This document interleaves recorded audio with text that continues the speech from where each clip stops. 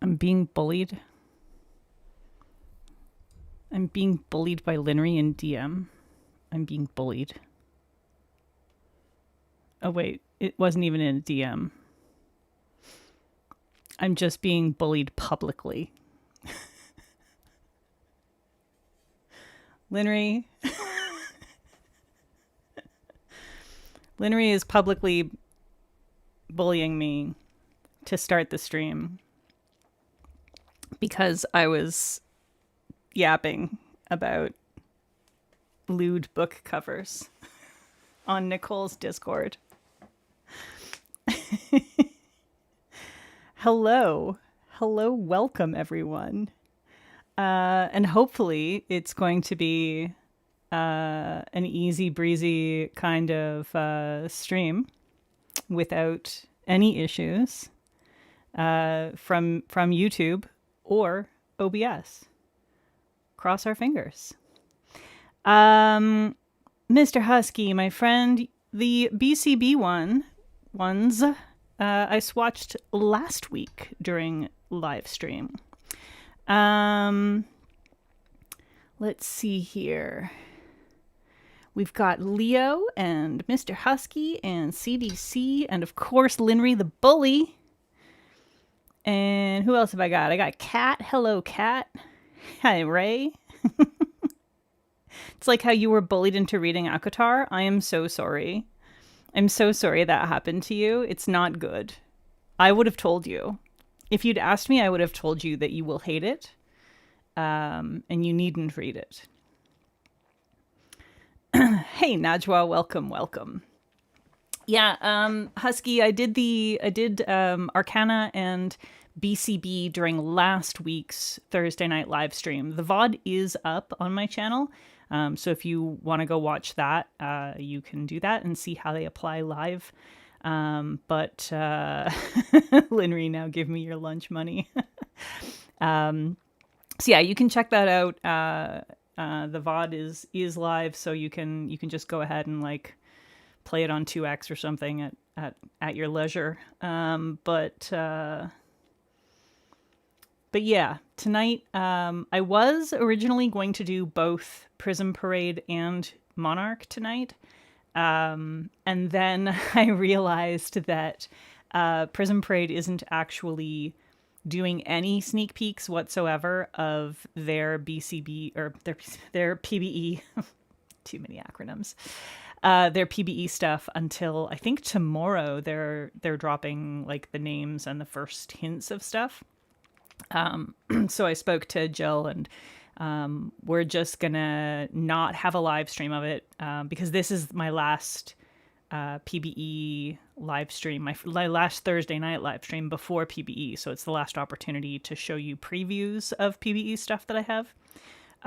So it's just going to be Monarch tonight, which is fine because we've got basically a quad plus 4 gorgeous super limited things to go through. So it'll just give us more time with them. And I think we'll probably do a little lazy gradient with the quad, which will be very fun.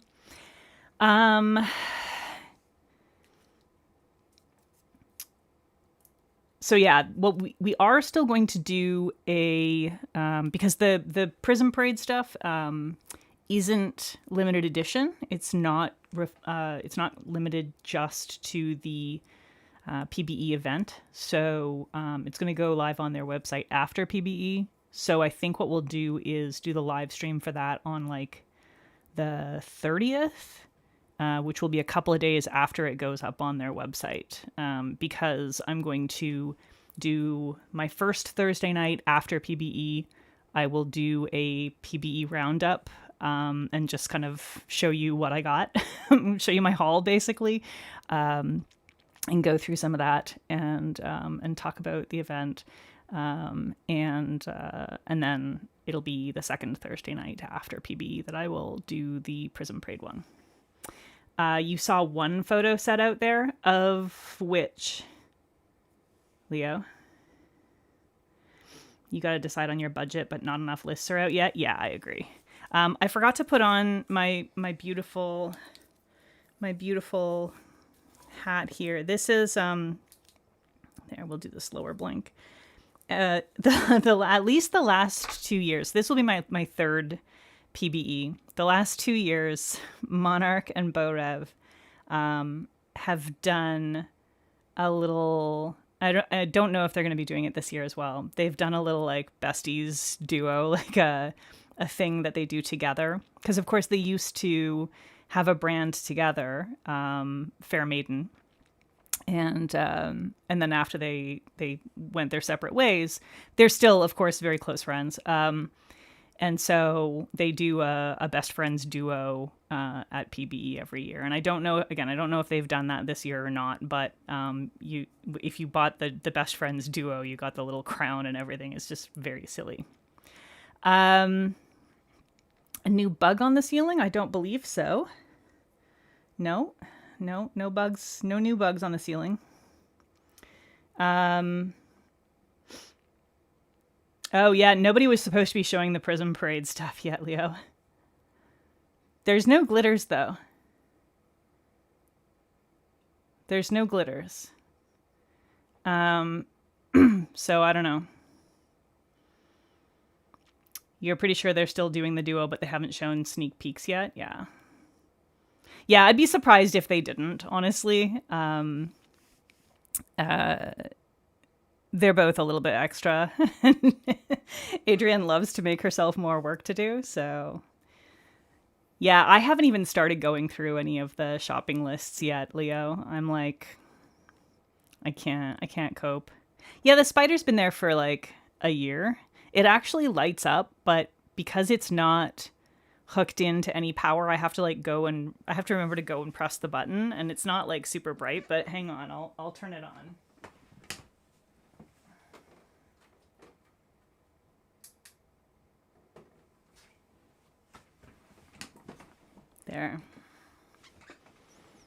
There it is.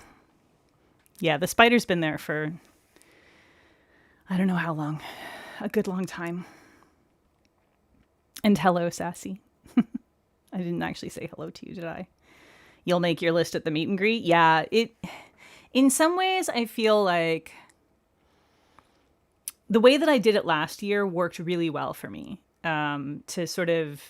So if I do too much planning, if I plan over much, then I stress myself out. And if I don't plan enough, then I feel a little lost.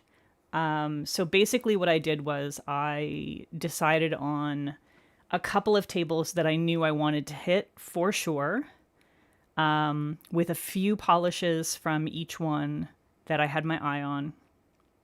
And then I was like, after that, if I get the chance to sort of, here's the list of like tables I want to visit, and I'm just going to let myself do a little, window shopping, and maybe buy something. And that worked pretty well for me last year. I budgeted by basically just having only cash and not allowing myself to purchase using credit cards, limited just to the cash on hand, so that I couldn't go too completely crazy overboard. So that helped for my brain. And it worked pretty well for me. So I there's kind of a limit to how much I can manage. I get overwhelmed really quickly, especially in a crowd. So, I do the VIP shopping, because it gives me an hour with less of a crowd. So I don't feel completely insane right away. I have a little time to visit a couple of tables that are highest priority for me. Which usually is because they have a doorbuster or something that's super limited that I really want to get my hands on. And then, after that, it's like, I will go until I just get overwhelmed, which does not happen it doesn't take very long for that to happen for me. I get overwhelmed really quickly once the general admission all comes flooding in. It's a lot.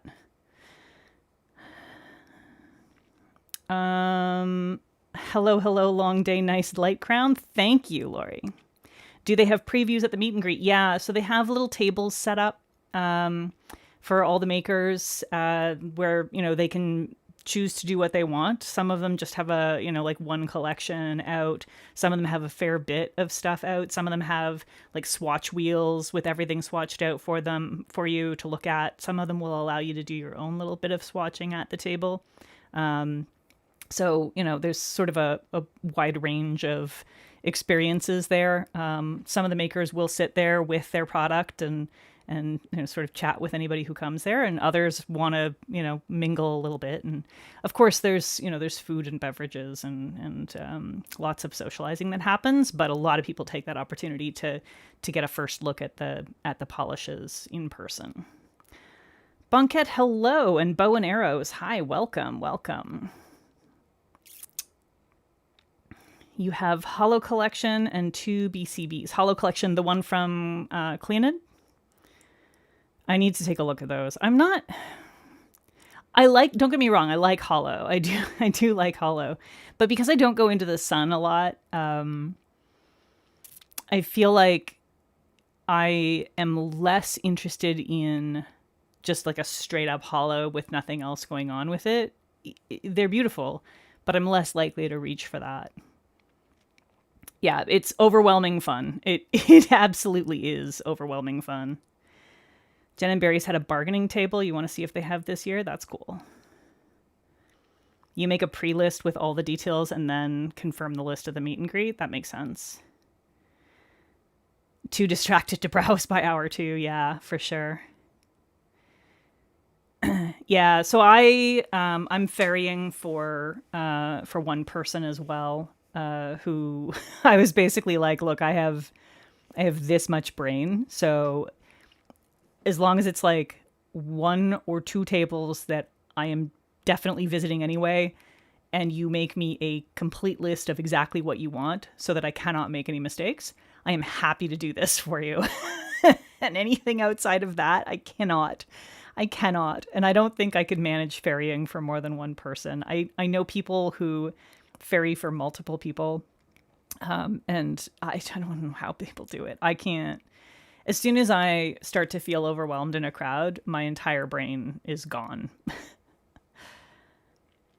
Senor Lurid said they will most likely have overpours of everything, including gift with purchase polishes later, so that's nice. Yeah, most brands tend to have overpours available after the event up on their websites.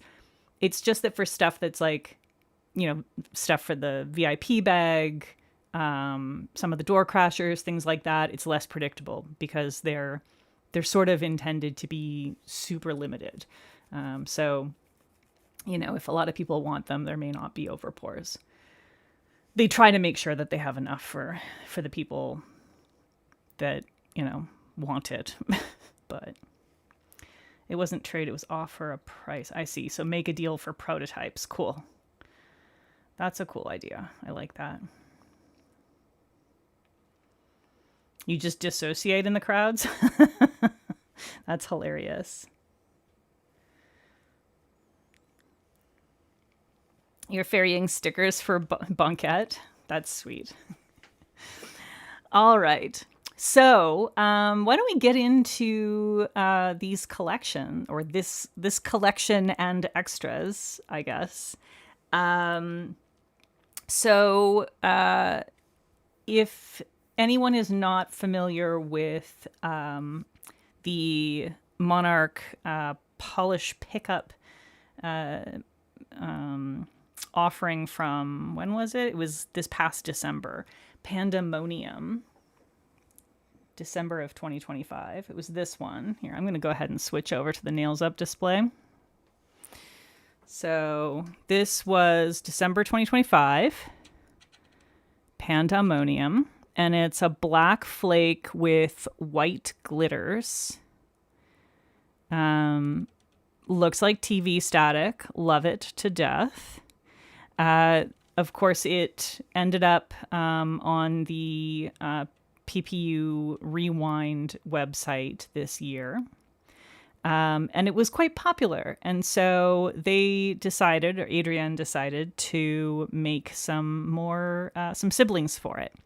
Good news, bad news. They're beautiful. That's the good news. The bad news is they're going to be more limited than she had intended. So it was originally intended that this would not be a limited collection. They were supposed to be on the website after PBE, but she has found out. It sounds like she just found out in the last day or two that the supplier for her black flake pigment that she had quite recently signed a new contract with to have an ongoing supply has ducked out on her. And so she's not going to be able to produce more of this. So it's going to end up being limited edition after all. So we have a 4-piece collection that is going to be PBE only. There may be overpours on the website, but if so, it's going to be quite limited. You're so happy there's a green one. You just ordered Pandemonium during Rewind. Yeah. Yeah, I really, really enjoy this one. Hi, Yanelli, and your clean teeth. This one, I will say, this one is the least appealing of the quad to me personally because I don't tend to like paler pinks. But these 3, totally obsessed. I adore these. And together, I just think they're really beautiful. So I did grab, I'm going to swatch out the original Pandemonium as well, so you can see, sort of the relationship. Even though I think you'll be able to pick it up at the PPU table, because they have, the PPU Rewind stuff there, right? So I think you should be able to pick it up there if you don't have it. But the others, of course, will be at Monarch's table. I haven't looked at the map yet, but I think unless things have changed, Monarch will be close by the PPU table, which makes sense. They seem kind of like they could be recreated with the original and a jelly. Yeah, I think you could if you had a very saturated but clear jelly. You could probably just do a coat of that over top of the original for sure. So here's the OG, and you see it's actually like, yes, you can use it as a topper, but it's a pretty darn dense topper if you do. So let me show it with black behind it so you can sort of get a sense of the white density. And then without, so you can see that the black speckle is a flake and the white speckle is hex glitters, tiny hex glitters. So that's the OG, which was called Pandemonium. Things have changed. PPU is in the far corner of the new area. Monarch and Beau Rev are in the corner of the original hall area. Interesting.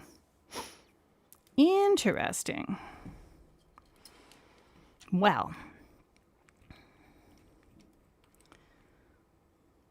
maybe they didn't want to move some people quite as much. Oh my goodness, I swear I have cat hair in my nose. It happens every single time I stream. I end up with Jammy Dodger's cat hair in my nose. And I know it's Jammy because she always wants to snuggle with me. Hang on a second.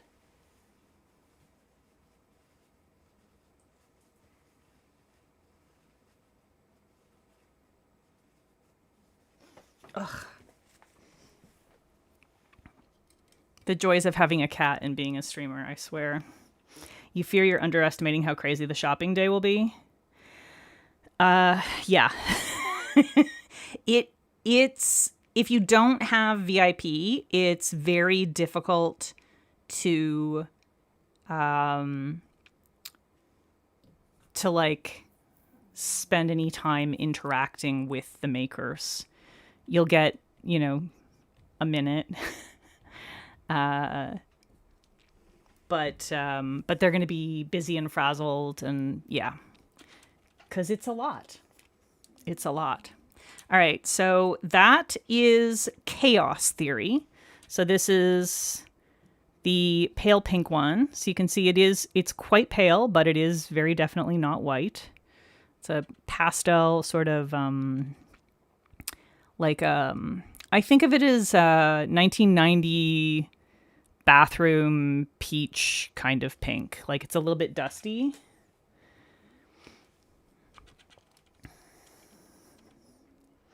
Is my thumb patched? Oh yes. My thumb is hanging on by a thread. It's hanging on by a thread, and it's so patched. It's been repatched so many times, and it has like some nail polish embedded in it from when a patch broke, and it had to be emergency re-glued while there was still nail polish on it. And so the nail polish ended up getting embedded in it. And so it looks like spaghetti Tupperware inside the patch. It's great.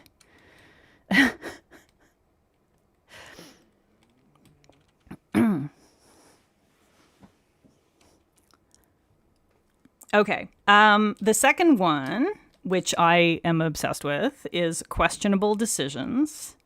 And I freaking love this. The hot pink. This one is just, oh God, it's so good. Oh, actually, the other three in general, I love them. I love them together. I love them individually. I just love them. This formula is so much fun, and it's really funny because I don't normally go for like hex glitters and stuff. I am a flaky fan. And I think what makes this work for me is that it's a combination of flakes and very tiny glitters. Normally, I don't really love hex glitters, matte hex glitters in particular, but I really like this formula. So there's the hot pink. Here it is over the black.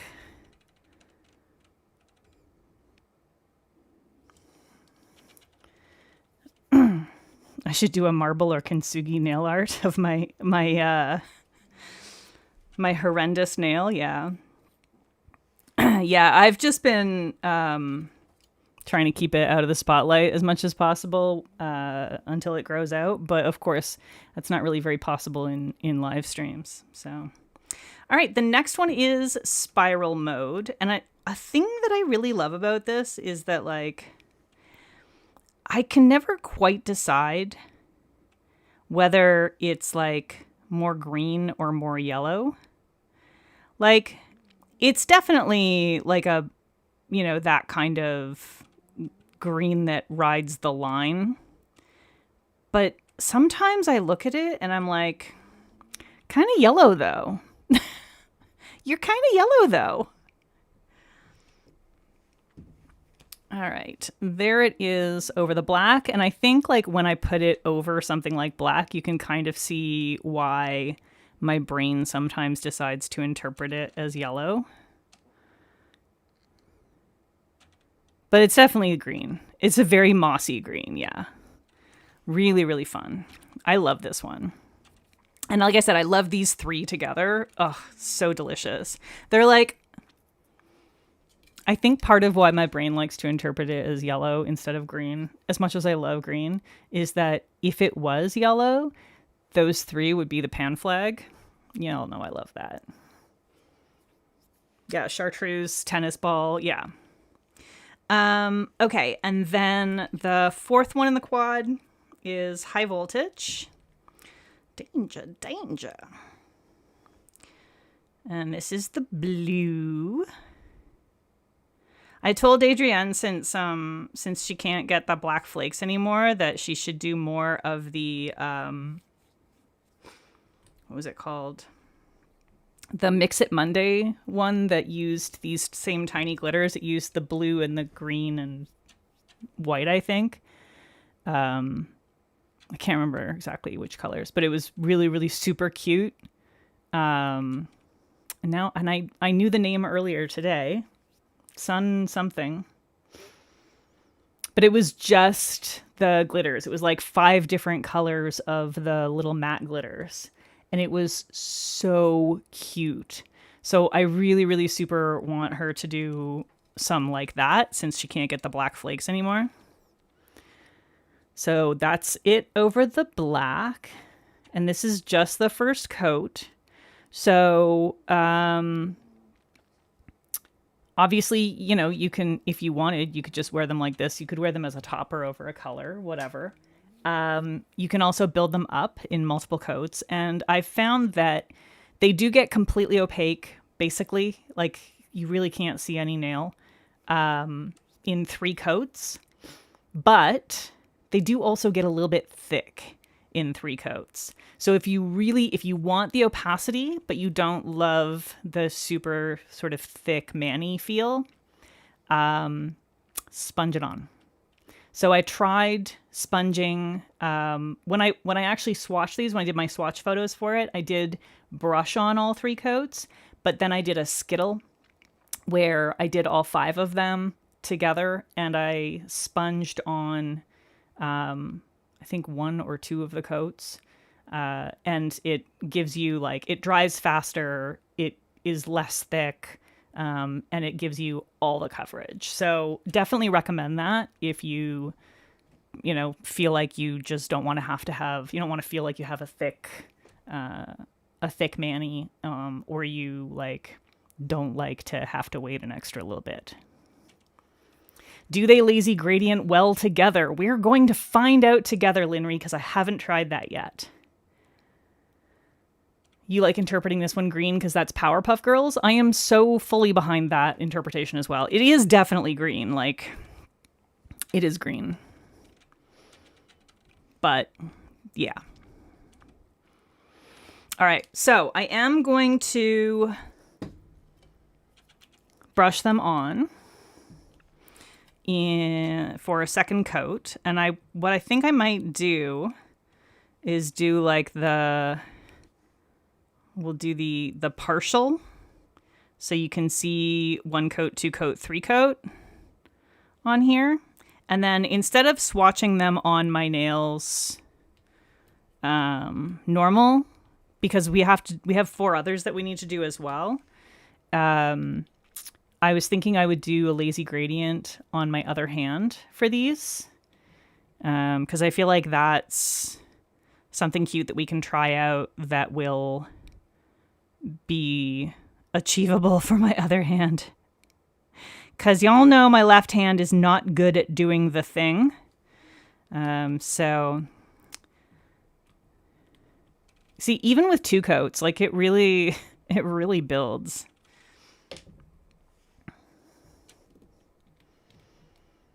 You need that green, maybe grab the blue too, depending how you feel in the moment. Yeah. Yeah, the green is definitely very, very you, Kat. I think that would be a really nice addition to your collection. And for sure unique. But I think it would coordinate well with a lot of stuff that you have.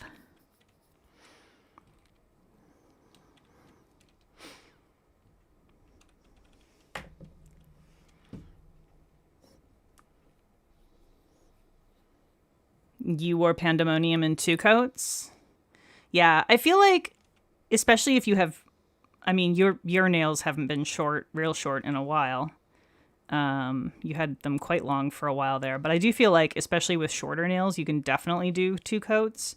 And I don't hate them in 2 coats, but I do find that I like to have a little bit more like dense coverage of the glitters.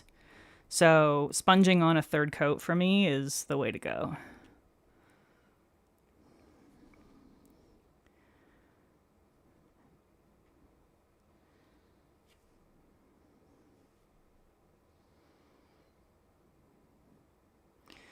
Okay.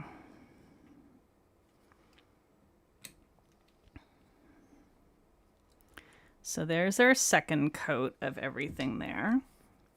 And when you build these up, they do take a little while to dry,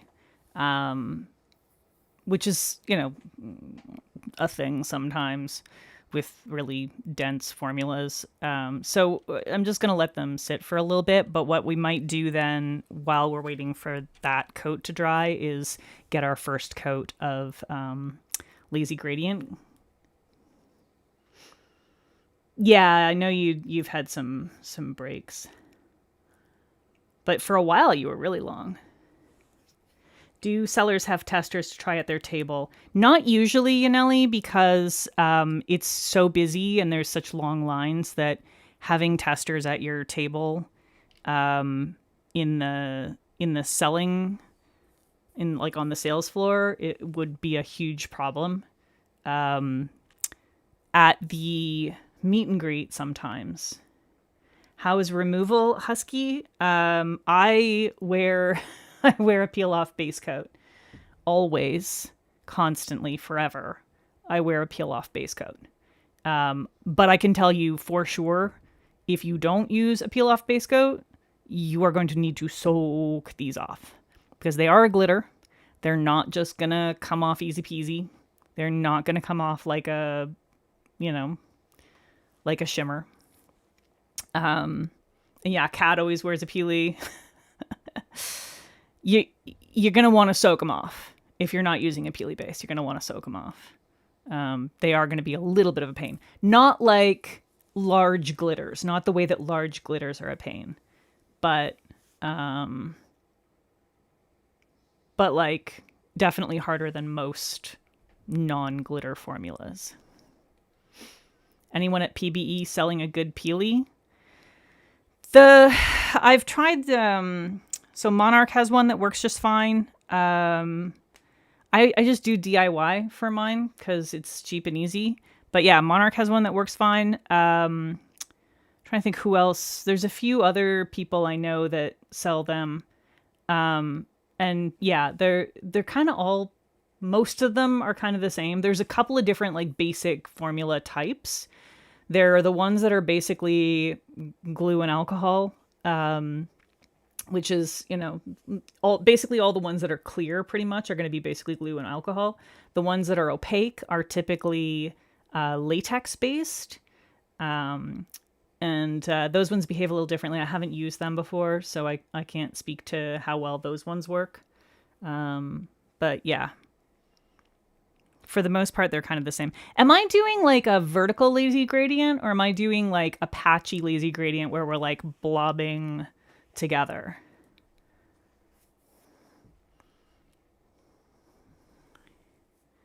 Yeah, so the Hollow Taco and DIY are the same style as most of the other ones that are clear. Trying to think.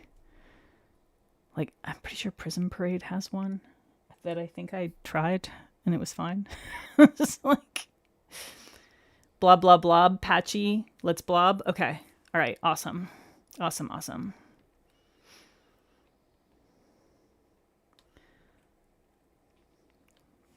What was that, Najwa? What? I missed something that Najwa said. Hang on. Do I have? Yeah, you're on top messages instead of all messages.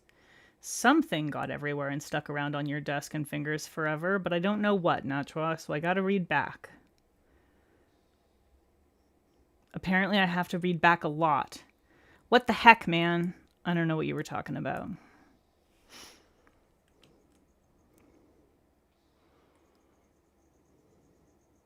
do you mean both? Both what?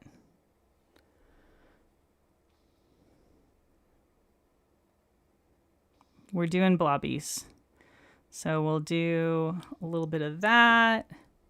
Should I include pandemonium in with the blobbies? Or should I just do the new quad?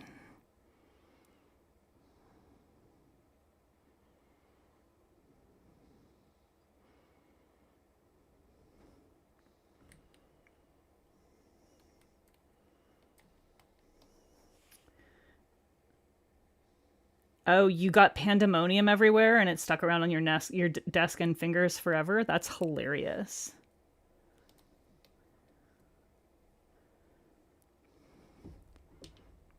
You like the Hollow Taco Skinny Brush for Peely application because it's easier to moat than a wide brush? Yeah, I don't moat, but that makes sense.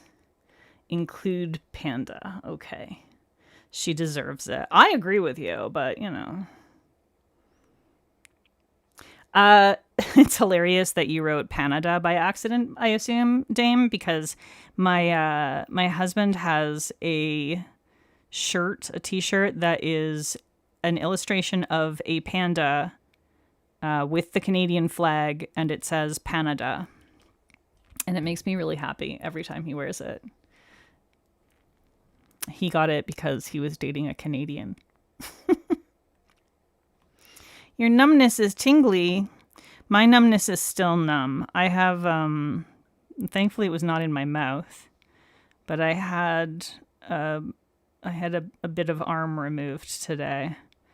I had thought that it was supposed to happen last week. I had it on the calendar wrong somehow, and I mentioned it at the time that I was going to have this cancer removed on my arm, and then we got to the office and went to sign in and everything, and they were like, "That's next week."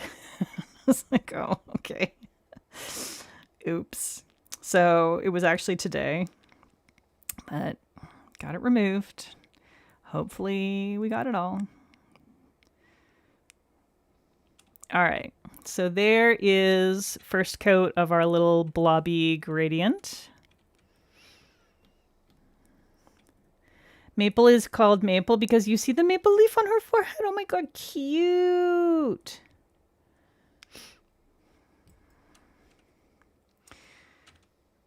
Oh. So a thing about this formula that I will say, not a problem, but a thing to be aware of, is that if you flood onto your skin or in your cuticle, you are absolutely going to end up with some little glitters that are like, now we live here forever. And the way to get rid of those, the only way that I have found that works for me is tape. So I will remove the liquid part, the polish part of the polish first with my cleanup brush. And then if I still have a couple of pieces of the glitter left, I will attempt to go in with a piece of tape and pick them up. And usually that works.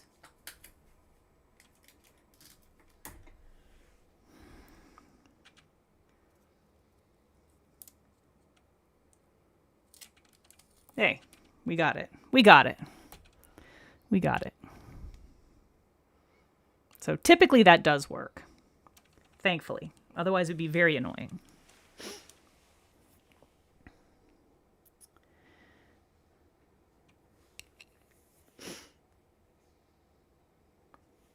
Crossing your cheeks that everything was removed. Thanks. You've had so many things removed from your skin. Yeah. Yeah, thankfully, though I was a child of the 70s, I was a child of the 70s with a redhead mom and redhead skin. And so I don't know why I went back to this already. I need to set this aside for longer and work on these. You distracted me. But yeah, because I burn so easily, like my mom and like her father and like basically that entire section of the family, we were early sunscreen adopters in my family for sure. So there was no going outside without copious amounts of sunblock on for me, which is good. It's good that my mom was anal about that, or I would have even more stuff than I have. But I have not always done a perfect job of protecting my skin. And certainly before I started getting tattoos, there were quite a few years where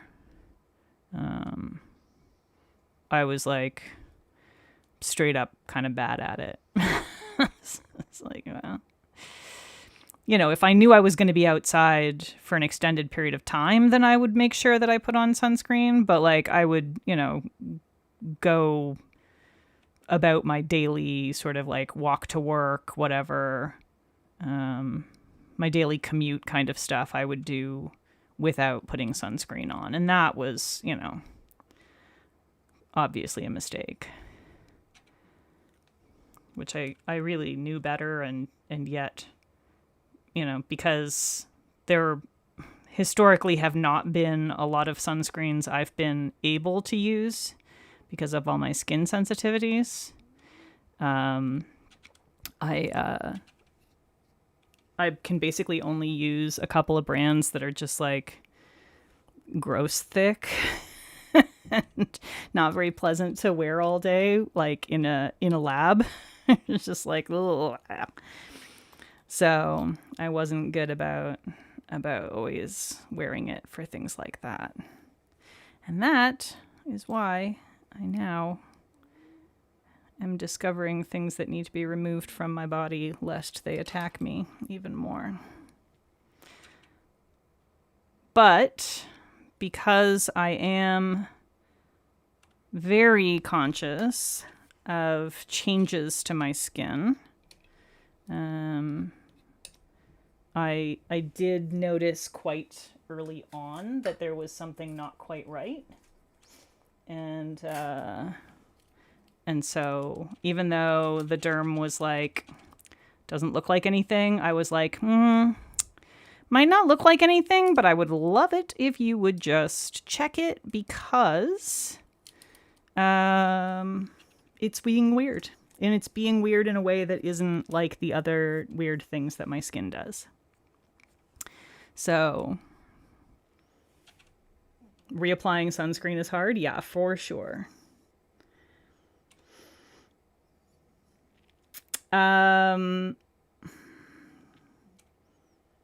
Do I know how much this set is selling for? That's an excellent question. Mr. Husky, let me check on that for you. Because I'm fairly certain she gave me that information.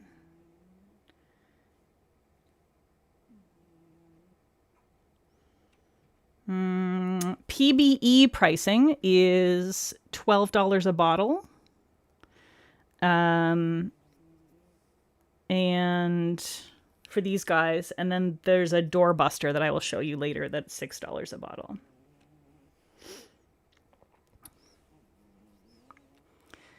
You're allowed 15 minutes combined in protected sun, but other than that, you slather up. Yeah, that makes sense. In unprotected sun, yeah.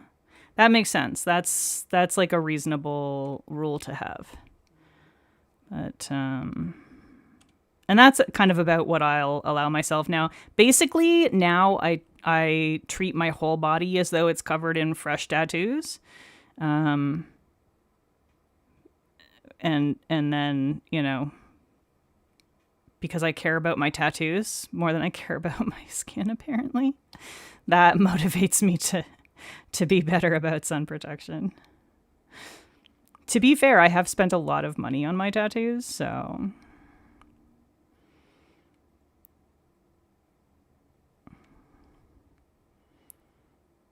yeah.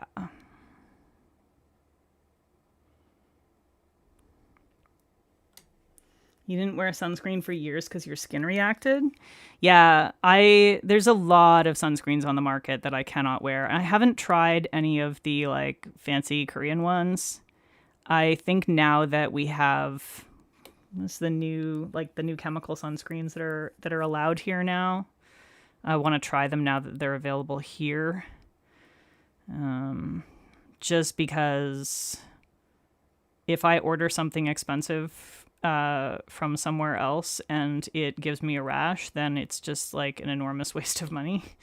But if it's like something that I can just pick up at the store and it's a little less crazy expensive, then I don't feel so annoyed if it gives me a rash. You'd care about a cool bug in raccoon more than yourself too? Yeah, exactly. See? I put my face sunscreen on my turtle duck. I don't know what that means, Kat. What? Oh, wait, you mean your tattoo. You have a tattoo of a turtle duck. Right, I forgot. You have to acknowledge that that's a crazy sentence without the context that you have a tattoo that is a turtle duck. That is a crazy sentence. Yeah, I'm going to have to look very carefully to find something that doesn't have ingredients that I know cause me problems. Thankfully, most ingredients that cause me problems, I do know what to look for. So, until I'm working with something brand new, I tend to be these days pretty good at avoiding the problem things.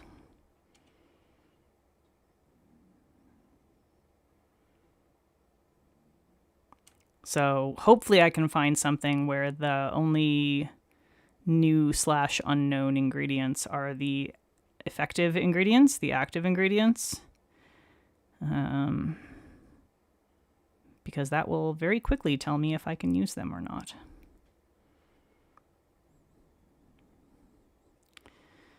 Okay. Well, I think we can definitely say that these lazy gradient pretty nicely. This is cute. I really like it. And I kind of feel like you could almost wear this just in the one coat. I do want to do a second coat of it because I think it will look a little nicer even with a second coat. But I think it's already cute.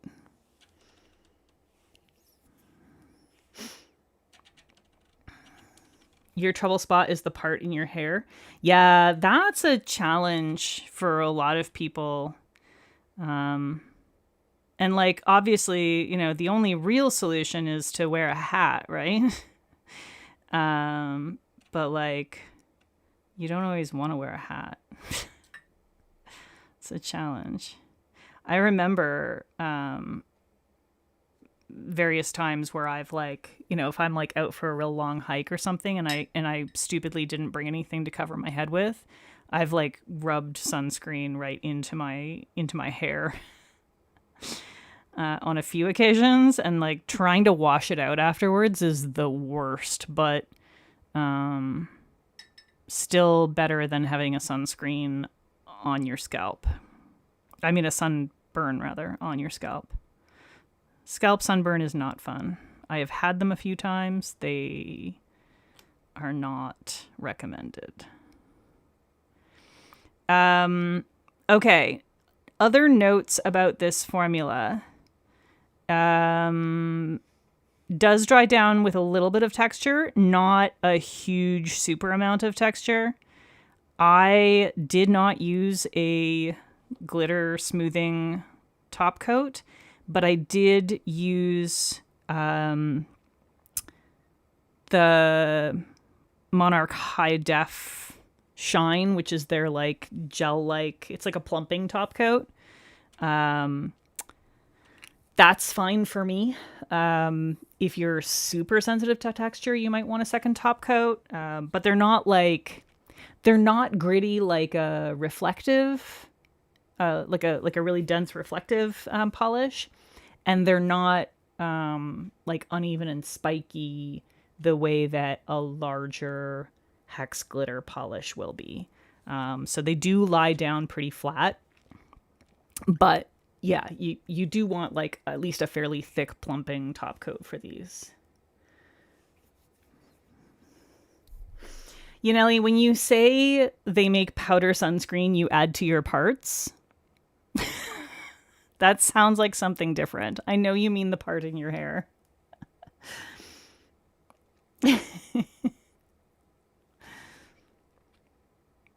Yeah, a UV a UV blocking like hoodie is ideal. I use that now. I have a couple of them that I wear that I really enjoy for days when, as long as there's like a little bit of breeze, they're cool enough. They don't make you super hot and sweaty. They like actually block the sun without making you super hot. And also they discourage mosquitoes, which is kind of nice as well. I have tea. It's a tea night. Okay, I've got my first coat down on here for my little jelly blobby lazy gradient. There are a couple of pump sprays marketed toward the part, like a hairspray you just pump along the roots. Oh, that's cool. Oh my god, yeah, Najwa, the peeling sunburn in the part. Oof, brutal, brutal, brutal, brutal. Do not recommend. All right, third coat for most of these is not going to show like a huge opacity difference, but it does boost it a little bit and it sort of evens out the opacity. So if you're very picky, like I often am, it will sort of help even out any little spots that you may have missed if you do a third coat. But like I said, sponging, if you want really perfect density without a thick mani, sponging is the way to go with these. Even if you just sponge like the third coat. But yes, you can see that like on some of them, it made more of a difference than others. That is more likely my application than anything else. But yeah. So 1, 2, 3 coats as you go toward the tip.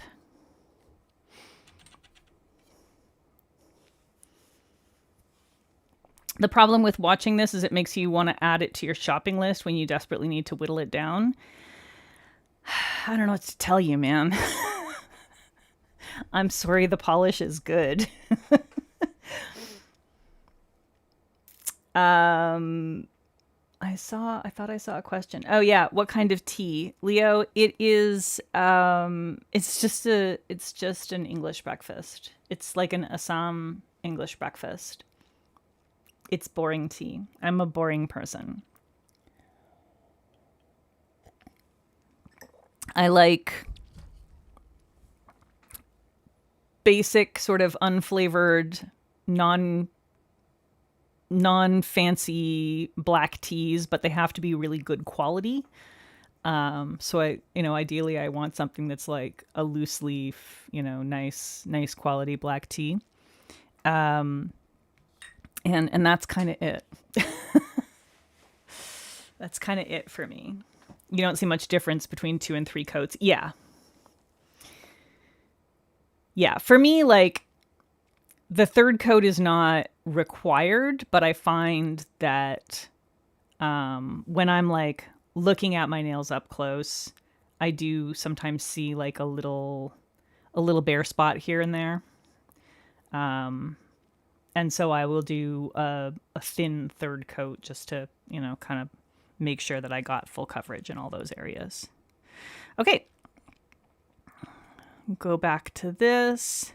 The other thing with these is that, like any other densely packed glitter polish, 2 things to note. One is that they will start to thicken up and you'll want to add thinner occasionally. But also, you're going to get some buildup around the rim. And if you're like me and you never clean your caps, that's going to cause a problem for you. So make an exception and clean your caps for this. I totally got fuzz on this. Yeah, make an exception and clean your caps for this because otherwise you will be sad. And your polish will get even thicker. And there's nothing you can do about that. I should have written the names of the polishes on my little swatch wheel, shouldn't I? I failed. I failed to do that ahead of time. And I have failed to tell you the names of the polishes as I've been applying them. This one, I think... Hang on. Yeah, this one's high voltage.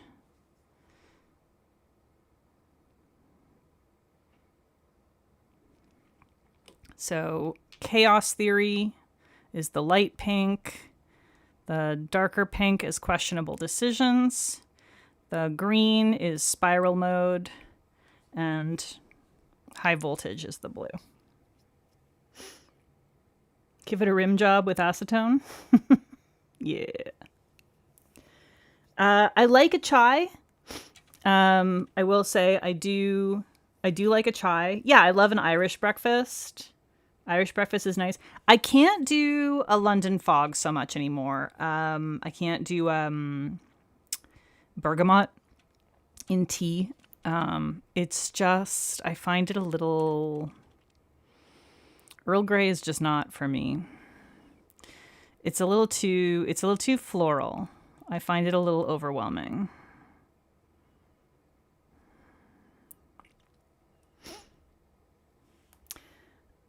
Clean the threads on bottles? What's next? Not using your nail to pick at something? Yeah.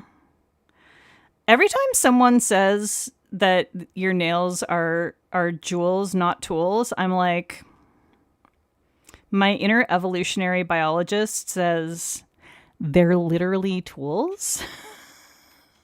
They're literally tools. We evolved them as literal tools. They're part of how we survive before we started building tools. They're literally tools.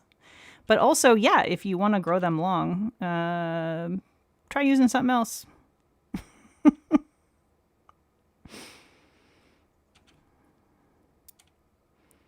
I can't help, though, what my biology brain says. My biology brain is a sassy bitch, and she will absolutely correct you.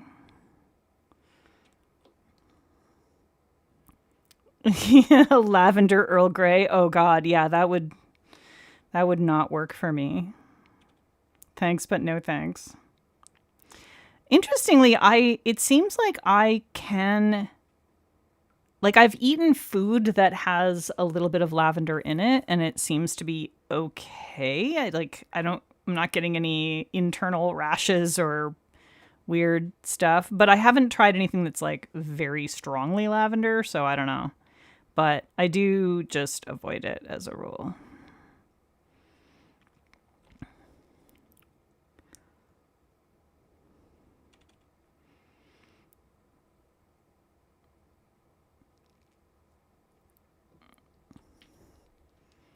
To those of us who adorn them, they have transcended evolution. Nothing transcends evolution. The so-called biohacker types love to think that they're transcending evolution, but they're not.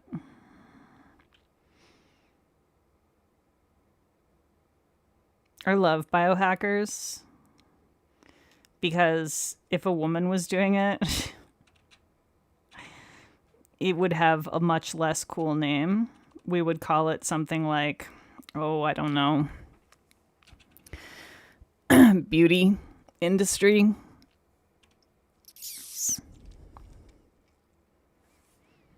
We would call it makeup and fucking girly exercise and girly treatments and girly surgeries. And we would say that it was wrong and bad and lying.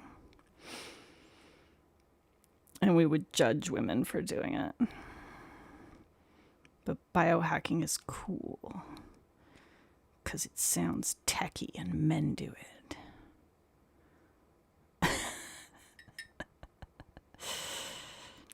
Listen, I have opinions.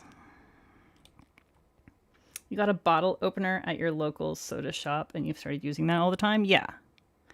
Yeah, I have gotten pretty good about using tools for most things, and I like it because breaking your nails hurts, and I have flimsy nails.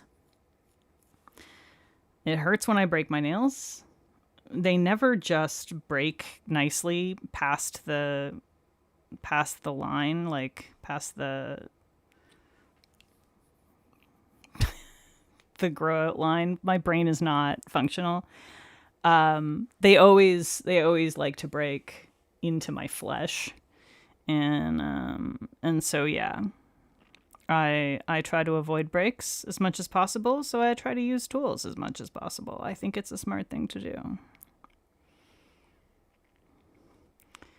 Okay. You don't like lavender as a flavor, just as a scent? I don't like it as a scent, and it usually gives me a rash, so.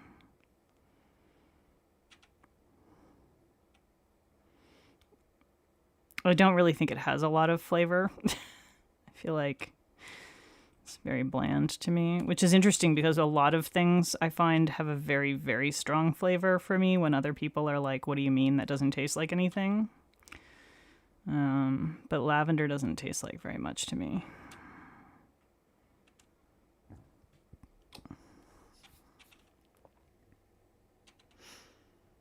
If the men find out we can shapeshift, they're going to tell the church. I always love that one. Like hot girl walks, yeah. Exactly. I don't think you're the least girly girl, Kat. I think I might be the least girly girl. You're more girly girl than I am. Sorry, but it's true. I've seen you do fashion.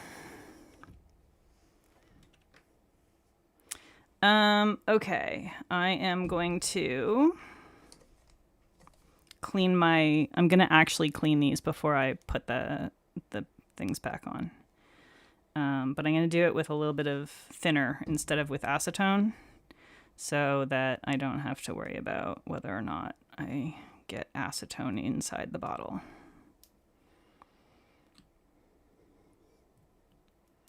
Lilac smells horrifying. Except when it's the actual plant. The actual plant smells nice. Lilac scented things smell horrifying. I don't know why there's a difference for me, but there really is. And that's true for basically all floral smells. They're fine when they're from the plant. When I'm smelling the plant, it doesn't bother me. But if I'm smelling like a perfume or scented product made to smell like the plant, it's awful. And it makes me want to die.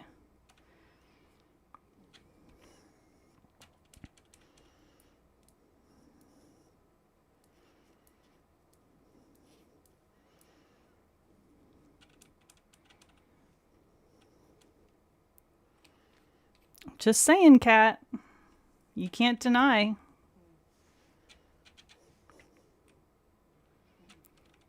Listen, don't go and tell people that I'm cleaning my caps, okay? We don't need this getting around. I don't want to ruin my reputation here. It's only for these ones because they're extra. Oh god, no, I can't do any watermelon at all. I don't like fake watermelon. I don't like real watermelon. I don't like any watermelon. I hate watermelon. I understand that is like probably going to get me lambasted, but I don't care. I hate watermelon. It's all melons. Melons are disgusting. Don't like them. Except for the ones on the front of a beautiful woman's body. Those melons I'm good with. Those are lovely melons. You're too lanky for jumpsuits? No such thing. Your dad hates all melons? See? I'm not alone. I'm not alone. There is one other person that agrees with me. You'll eat my watermelon? Is that... Cat? Didn't know you felt that way. How dare you have your own tastes and opinions? I know. I'm sorry. Oh, God. You already know you're weird. You don't like chocolate or cake. Oh, man. That's a hard one.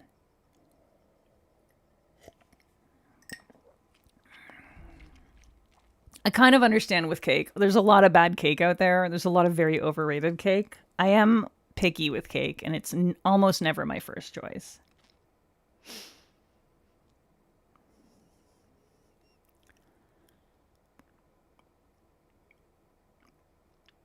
I thought I already said that, Ray, what the PBE pricing was.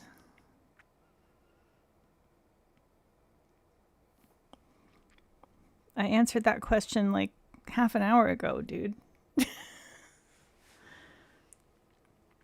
Okay. Yeah, 2 coats is definitely fine for this, I think, especially with the shorter nails and the blobbiness. We'll let it dry down a little bit before I top coat. And this hand we're going to use for the quad. You must have derped out. America does have bad chocolate. That is true.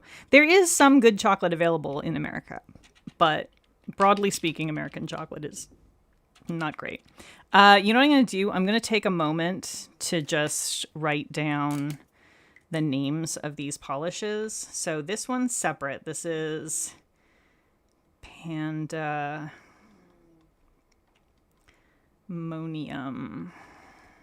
My handwriting is perfect. I don't want to hear one word against it. It's perfect. This one's Chaos Theory. Or, as I like to call it, Chouse Theory.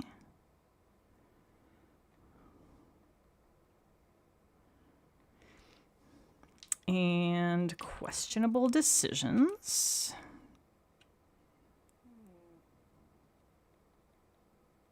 Not questionable. Questionable.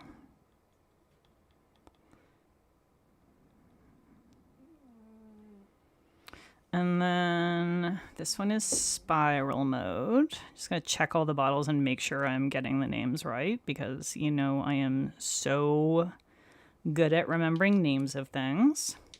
And this one is High Voltage. Danger, danger.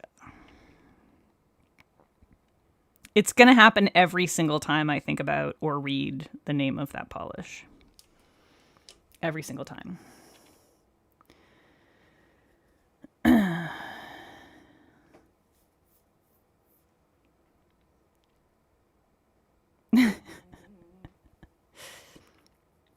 You've never tried American chocolate you've been too scared to? I don't blame you. It's, broadly speaking, not good.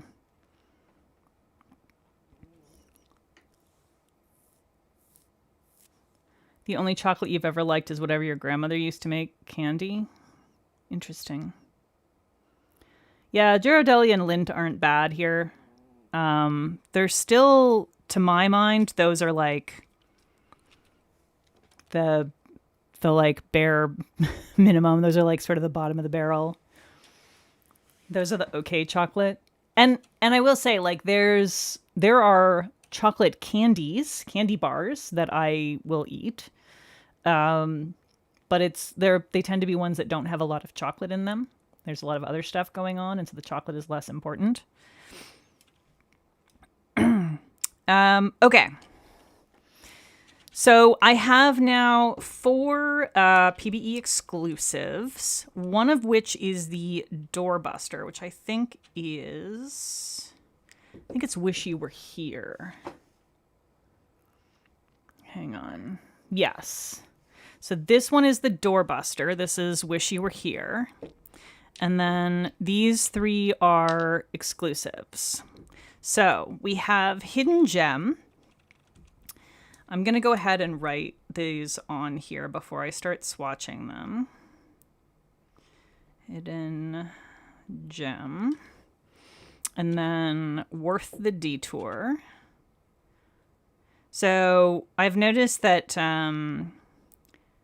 Adrienne always names her PBE exclusives something to do with Chicago or the surrounding area, or like, you know, like with you with wish you were here, something like that. That's like indicating that, you know, there's an event going on here.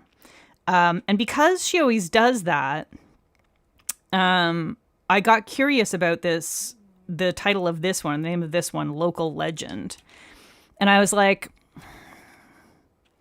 Local Legend sounds like, you know, like a ghost story or a cryptid or something like that. Why is it green? And so I started looking up, and I don't know if it's based on this, but there's a... Hang on. Wish you were here. There's like a weird, like, dragony something, like winged dragony creature that is like green, that I think it might be based on. That's like a local cryptid, and now I can't remember what it's called. Dame, are you concerned for some reason that something isn't working? I said test, test, test. You can't imagine a chocolate bar that doesn't have enough cocoa in it that it has to be called a candy bar. It's not that. That's not the thing that makes it called a candy bar. It's because it has other stuff. Like it'll be like a chocolate coated bar that is, for instance, one of my favorite things is actually a Canadian one called a crunch bar, or a crunchy bar. And it's basically sponge toffee. It's a stick of sponge toffee that's been dipped in chocolate. Regardless of the quality of the chocolate, that's going to be called a candy bar. If you have something that's essentially a cookie that's been dipped in chocolate, like a Kit Kat, that's just a cookie that's been dipped in chocolate. That's not a chocolate bar. That's a candy bar, right? So, oh, your chat froze. I see. Interesting. Yeah, so that's what I mean by candy bar. It's not because the chocolate sucks. It's because it's just a chocolate coated something. Yeah, Crunchy is amazing. So Crunchy is a Canadian brand. There's an Australian brand called Violet Crumble that I actually have an easier time getting here in Maryland than I do getting Crunchy. So I pick up a Violet Crumble every once in a while. Coffee Crisp is so good. Yeah, Coffee Crisp I love. I'm not really a big fan of Kit Kat, but I love Coffee Crisp. Ray, can I make a request for some Coffee Crisp, please? Because I can never find those here. I'm putting in my order. Okay, so Hidden Gem. And I think with Hidden Gem, I'm actually going to devote 2 nails to it because it can topper. So I will show it to you on here, and in my swatches, I put it over a pretty close color match base. But I'm going to let y'all decide what you want me to put it over to topper it on my, like as a topper on my nails. So there it is. First coat on here.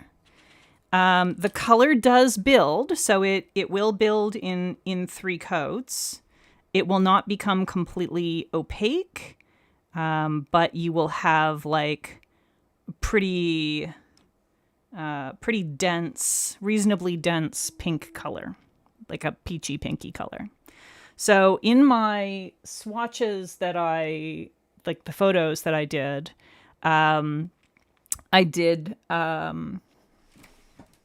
Sun-Kissed Coral, which is one of Monarch's cremes. A little bit of the yellowy pigment in it kind of settled out, so it looks a little weird in the bottle, but it applies beautifully. It just looks a little bit settled on here, so it looks more orangey down here and more pinky up here. This is more the actual color. But yeah, so I swatched it in one coat on that, and it looks really nice. And that's what it will look like in one coat over black. But if y'all want to see it over another color, let me know. I will do it in 3 coats on my nail and on the swatch wheel. No,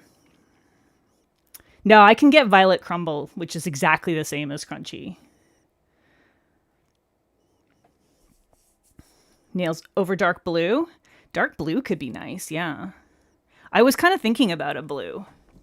Yeah, I could do like a over, I don't have a Monarch blue, dark blue, but I do have like maybe shady navy. That could be cute. We could try that.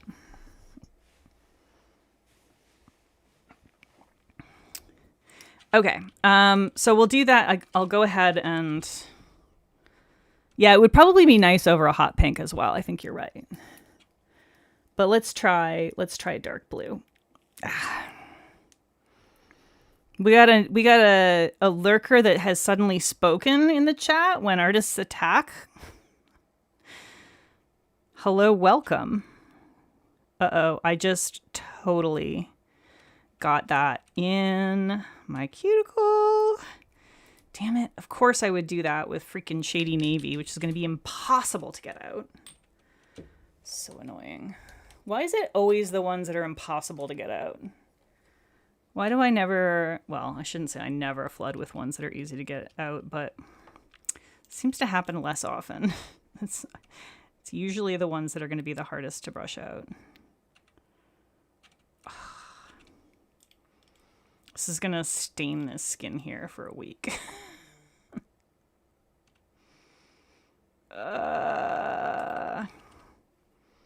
So annoying.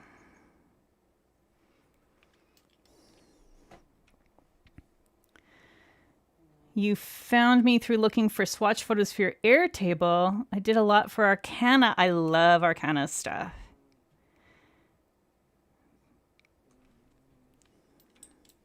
Well, I am happy for my swatches to be used in people's Airtables. That is an honor. I'm glad that you like them. Okay. Yeah, this is very annoying.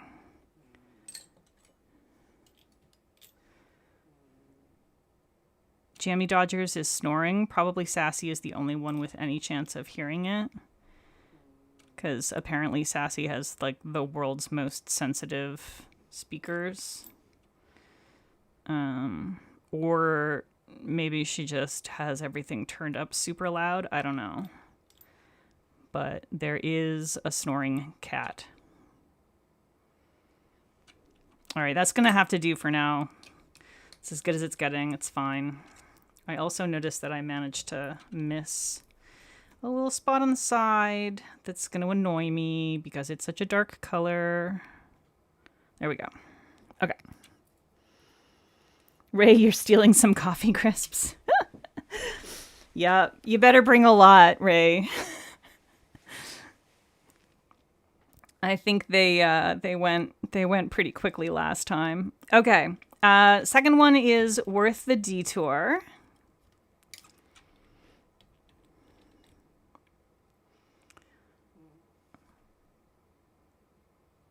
This one, oh my God. Okay, here's the thing with this. Y'all know how I feel about purple. It's not my color. I don't love purple. This is such a cool polish. So it's pink. It is pink. It kind of reads like borderline purple because of the blue shimmer in it. And it's hard to tell on the swatch at this stage. Once it builds up, it'll be easier. But in the bottle, I think you should be able to pick it up. You see that? Like red reflective. You see this reflective glitter? I'm like obsessed with this red reflective in here. It's so good. The whole time I was wearing this, when I swatched it out, I was like, I fucking hate it when they make me like a purple polish. I was so mad about it. I was like, it vibes purple, but I like it anyway. Damn it. I mean, it's not truly purple. It is, like I say, it is more like magenta-y, but it vibes purple overall. But yeah, the reflective in it is just oof, so good. Okay, local legend. This is the super pretty. It's just a shifty green. It's mostly straight up green, but definitely shifts to like a dark blue at extreme angles. It's not like a super shifty polish, but it is a very pretty color, and it has just enough shift to like kind of give it a little bit of magic. Yeah, Dame. You know what? Seriously, every time Brittany from BCB finds out that I actually like one of her purples, I don't stop hearing about it for like 2 weeks. she's like she's merciless about it. She gets so excited. So yeah, I'm used to being taunted when I like a purple. Okay, and then Wish You Were Here, which is a really fun one. This is kind of a little party in a polish. I like it. So it looks like we're pretty much mostly just getting the flakes in this first coat. We got a few of the hex glitters. So it's a combination of iridescent flakes and what I think are like a mix of glitters where some of them are matte, like and like opaque matte, and some of them are like maybe hollow or something, and some of them are iridescent. It seems to be a mix of hex glitters, and then lots of flakes as well. And this one will build up. I think I'm trying to remember if I wore it in 2 or 3 coats. I think I might have done 3 coats, but I can't recall for sure. Oh my goodness, I was supposed to be like putting these on my nails as I went along. So hang on. Let me catch up with myself. Here's a coat of Worth the Detour. It's a bit too much there.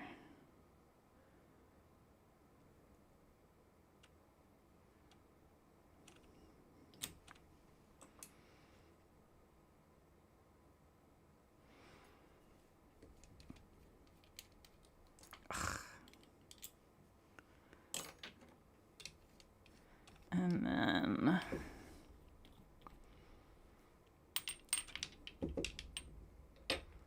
move. And then local legend.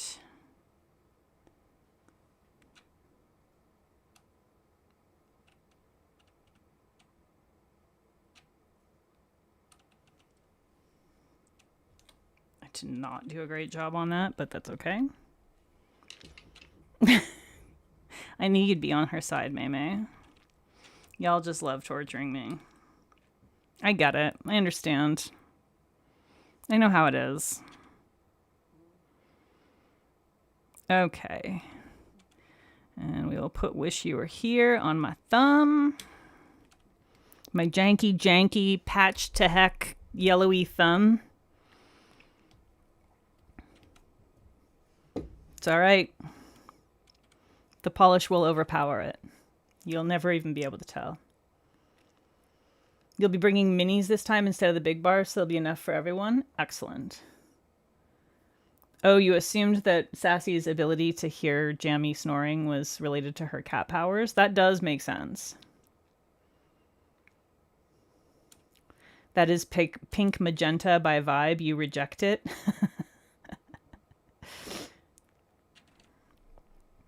Yeah, local legend is lovely. Unfortunately, my index is also patched and janky right now, and so it is going to look slightly lumpy partway down, which is suboptimal on a polish like this, but it's what we've got. Yeah, I have both this nail and this nail broke clean off. Not clean in the sense that it's a clean break, but like all the way off. So this particular one is super jaggedy and awful. It actually broke down here, well below my nail line there. What was it, a couple of months ago now, and I've been nursing that for a couple of months now. And this one broke, I guess, close to a month ago now, maybe like 3 weeks ago. Broke, thankfully not deep, but yeah, just in both cases glued them back together, put a silk wrap patch over them, and so many layers of glue. And basically every few days, because I'm swatching all the time, I have to put on and remove nail polish, sometimes multiple times a day. So, it goes through, the acetone eats through the glue fairly quickly. And so I have to basically every few days brush on a few new layers of glue and file things down and brush on more glue and file things down. And yeah. But yeah, so far so good. The thing is happening. They're growing out. It's eventually going to be okay. But yeah, it does take a little while. I get about 1 millimeter of growth per week on average. So something like that really bad break on my thumb, I knew was going to be a bare minimum 3-month grow out. Okay, second coat of Hidden Gem. I am just going to do the whole thing. I'm not going to treat it like a topper, even though it is topperable. We're just going to paint the whole thing because I feel like most people will use it that way. So there's our second coat of Hidden Gem. And we will do one coat as a topper on this nail.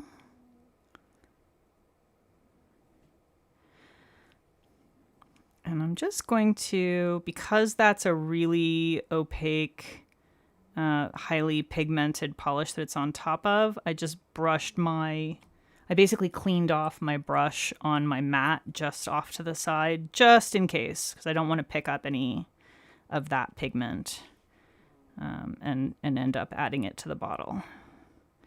Just an easy way to kind of clean off the mat. All right, there's the second coat on my nails. So some people would be happy with this one in 2 coats. I tend to prefer a little less visible nail line. So I would typically do a 3rd coat of this, although I do think it looks nice in 2 coats. I will show you the 3rd coat as we go along. And there it is as a topper over that dark blue. I think it looks really nice as a topper. It's real cute. It's very on brand that I know my nail growth rate. Listen, I feel like most swatchers have at least a pretty good sense of their nail growth rate. I don't know, maybe I'm wrong, but I feel like that's kind of, because you know, if you have a break, it affects your swatching. So, it can be an issue sometimes. Your pho is almost there. I want pho. Dame, where's my pho? Is my pho almost here? Dang. I actually, I'm not going to be eating this tonight, but I got today, we went to H Mart and picked up a bunch of stuff, actually. We really were just going there for togarashi, which Brian keeps calling Kobayashi Maru, which is mostly just funny for people who are familiar with Japanese cuisine and also are Star Trek fans. But there's got to be a reasonable overlap of those people in my community, right? But yeah, we were just picking up togarashi and then of course ended up getting a bunch of snacks and stuff. But I realized they have everything there that I need to make dak galbi. And so I'm so excited to make dak galbi, which is if you're not familiar, it's a Korean, it's like a chicken stir fry, but it incorporates Korean spicy rice cakes. It's basically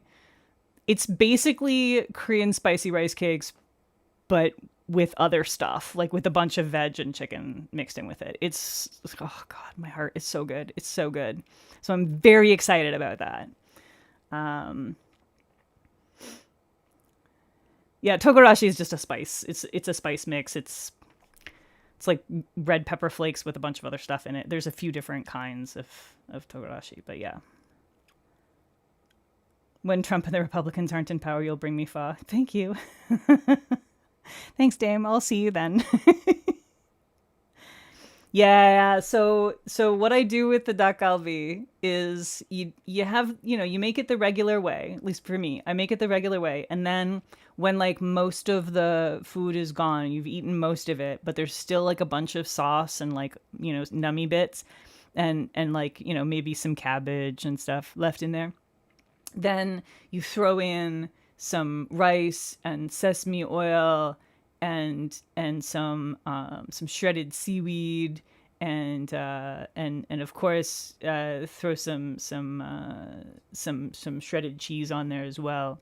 You mix that all together into the most delicious ricey spicy goo ball, and oh, so good, so good.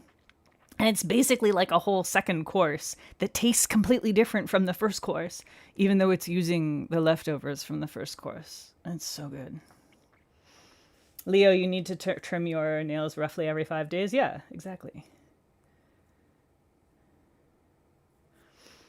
No, it's the most delicious. It's the most delicious. I highly recommend it. Did I put this on my middle nail yet? Someone tell me if I put this on my nail yet. I don't think I did. It feels too dry. And it looks a little too translucent still. I'm guessing I did not.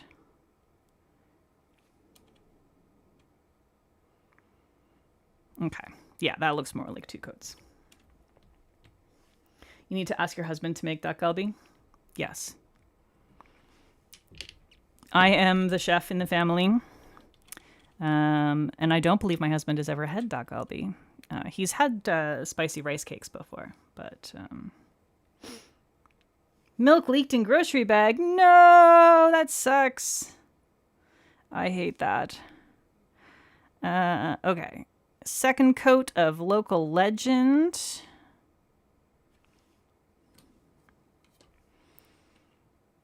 And second coat of local legend on the nail. I will try to do a slightly better. Oh yeah, I said I'd try to do a better job, and then immediately flooded the side of my nail. So that's cool. I did just as bad a job, but in the opposite direction. I'm a professional.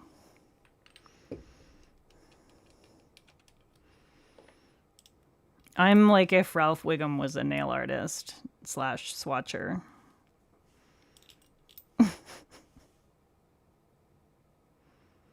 Me fail nail art? That's impossible.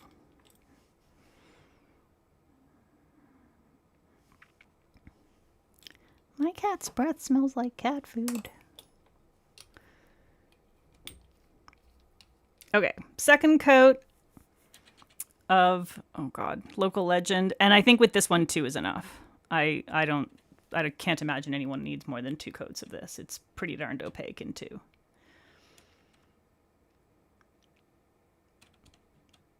You can see a little bit of that blue shift off to this side. It does go even a little bit more blue when the light is at a slightly more extreme angle.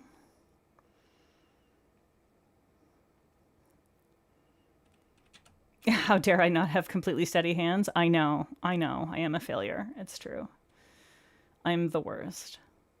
Genuinely devastated that you don't like Korean food that much. Can't do spicy at all, and don't like mixing sweet with spicy / savory either. Korean food is like my top 2 cuisines, my 2 favorite cuisines in the world, which I I could not possibly choose between them. If I was forced to choose between them, I would have like a serious existential crisis. Are Persian and Korean. I will say Thai food is a solid third place. But I can just barely separate it from the others. It's like slightly less good for me. But yeah, fucking love Korean food. The sweet spicy combo is so good.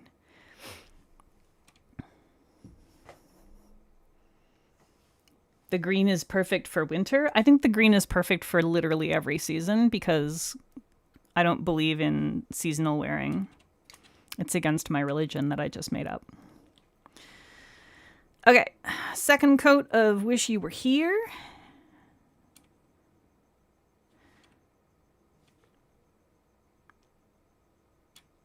You start to see pretty good density of those flakes and glitters in there. And I think a lot of people would probably be happy with this one in 2 coats. I definitely prefer a third coat, especially over my janky patched nail that is discolored from the patch. So I will be doing a third coat on here. But I do feel like for a lot of people, this is going to be just fine in 2. You can see it's a little translucent. It's certainly not fully opaque, but it's kind of got like that vibe, that watery vibe where it's not annoying to me to see the visible nail line. Sometimes it really is. Some polishes I really don't like seeing a visible nail line, but when it's like this, I don't mind it. Can't do much Thai either because of the peanuts. Oh yeah, that's right. I mean, you could cook your own and just not do ones that have peanut in them. That's always an option, but yeah.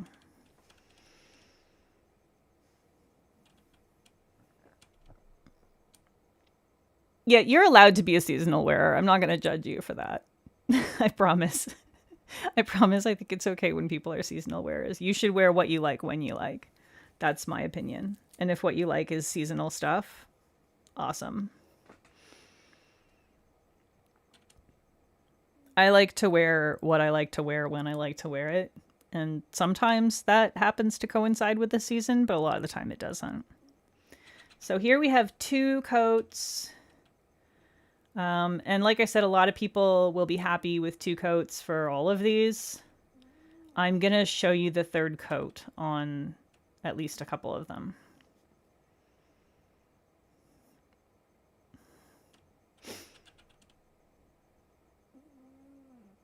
Didn't think you were going to be specifically stopping at Monarch Lacquer before. I'm sorry. Gee, I'm sorry. You should, though. Ooh, I didn't mention either. She decided to do a Mix It Monday rewind. I should swatch out. So this is the original. I don't know if everyone's familiar with Monarch's Mix It Mondays. She does, and it's not every single Monday. It's usually like 3 Mondays a month, like the first 3 Mondays of the month, and then she takes a break. And she will, skip months here and there. So it's a little bit intermittent as time permits. But this was one from 2024, Peacock Strutting. And it was already a rewind. It was already a Mix It Monday rewind when I picked it up at PBE. But she decided to do another round of it. Now, apparently the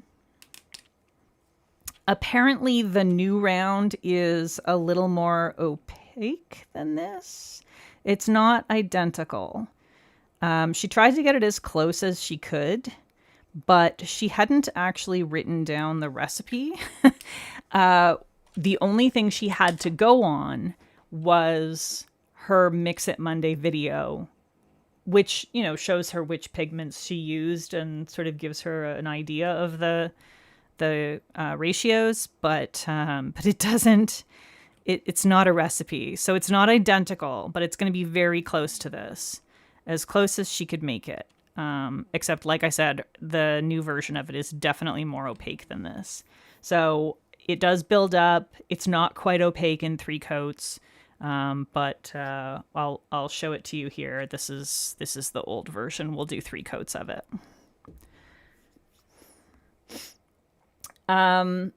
So these ones are all exclusives. The Pandemonium siblings were not supposed to be PBE exclusives, but due to factors outside of her control, they have become super limited because she's no longer going to be able to get one of the pigments, the black flake pigment. So yeah, so they are going to be, I don't know if they're going to end up at her website or not, but consider them very limited. These ones though are exclusives. These are show exclusives. Wish You Were Here is the doorbuster, which is going to be $6, I think, for VIP. Hang on, let me double check that. Yeah, $6. The doorbuster is $6. Wish You Were Here. Everything else is $12 a bottle, or if you're buying 5 or more, they drop down to $10 each. And that's like, I think that's like everything she has at the booth. Maybe it's just everything from here. I don't know. Nobody tell anyone else until I get one. You subconsciously wear seasonal? I mean, I can see that. I might a little bit. Like, certainly when I do nail art, like, you know, if it's like approaching Halloween season, I'm doing Halloween nail art, I'm probably using more Halloween, sort of traditional autumn and Halloween colors. If I'm going to do a crunchy leaves, falling leaves kind of nail art, I'm obviously going to use autumn colors. If I'm going to do summery beach nails, I'm obviously going to use some kind of summery beach colors. So to some extent, I'm doing some seasonal wearing. And of course, when I'm swatching what they send me. But left to my own devices, 9 times out of 10, regardless of season, I'm probably going to choose a teal. Let's be real, it's me. I'm going to choose a teal or a green or like a prugly of some sort or an orange. Like, regardless of season, I'm going to go for those kinds of colors. You don't even know what order to go in. You've just been told to start at PPU. Yeah, so PPU, they're going to have the most limited quantities of things. And so they have lots of stuff, but like they might only have 3 bottles of a particular thing, right? So if you have specific stuff that you have your eye on for the PPU table, yeah, you want to head there first, especially if you don't have VIP. But like, no matter where you go, there's going to be a long lineup for every single booth. You're always wearing a swampy color, but you live in Florida, so it's always seasonal. Okay, let's go with our third coat on these ones that we want to have a third coat on. Should I do the third coat on the wheel as well, or just on my nails? I'm definitely doing the third coat on my nails, but I don't know if people care if I do the third coat on the wheel or not. So tell me if you want to see the third coat on the wheel as well.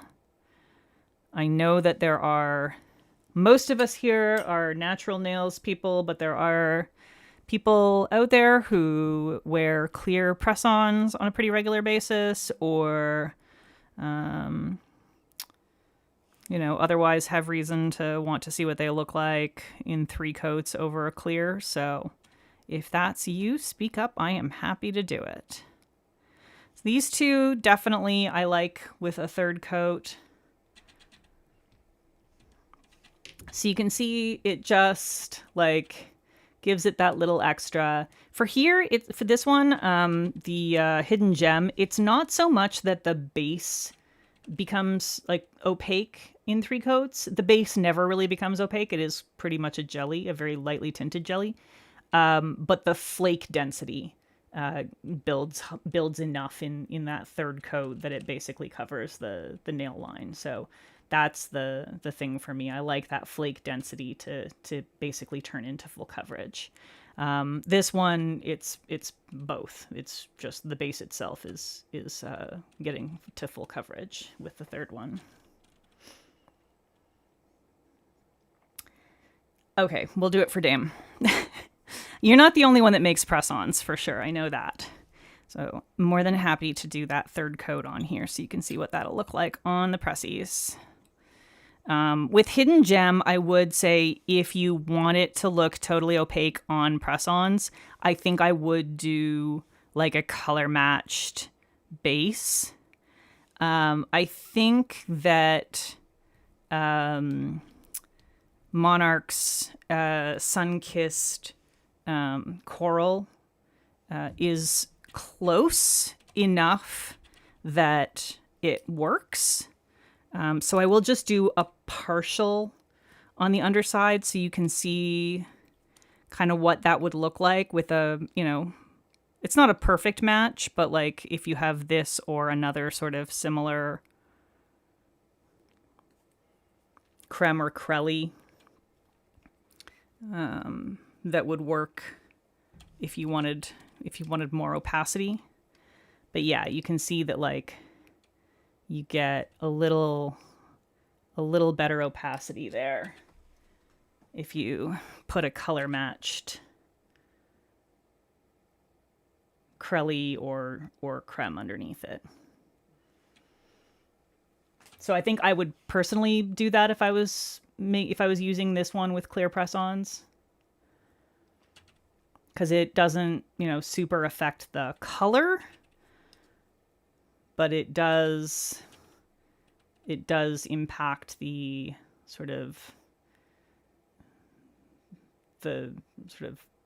opacity, the impression of opacity. Okay. And then third coat on Worth the Detour.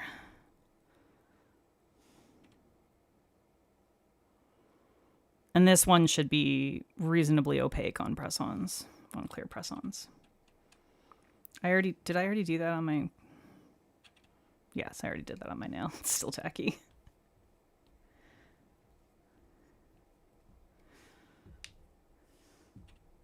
You have VIP, but you're new to Polish World, so you missed any PPU before June. Famous Steve's seems like a fun month to have come in, though. Yeah, Famous Steve's was fun. There were some really good Famous Steve's, for sure. Local Legend, I personally don't think needs a third coat on my nails. I would certainly not bother on my nails, but on a clear press-on, you may find that you want a third coat. Just to even everything out and make sure you have perfect coverage. So there's that third coat there.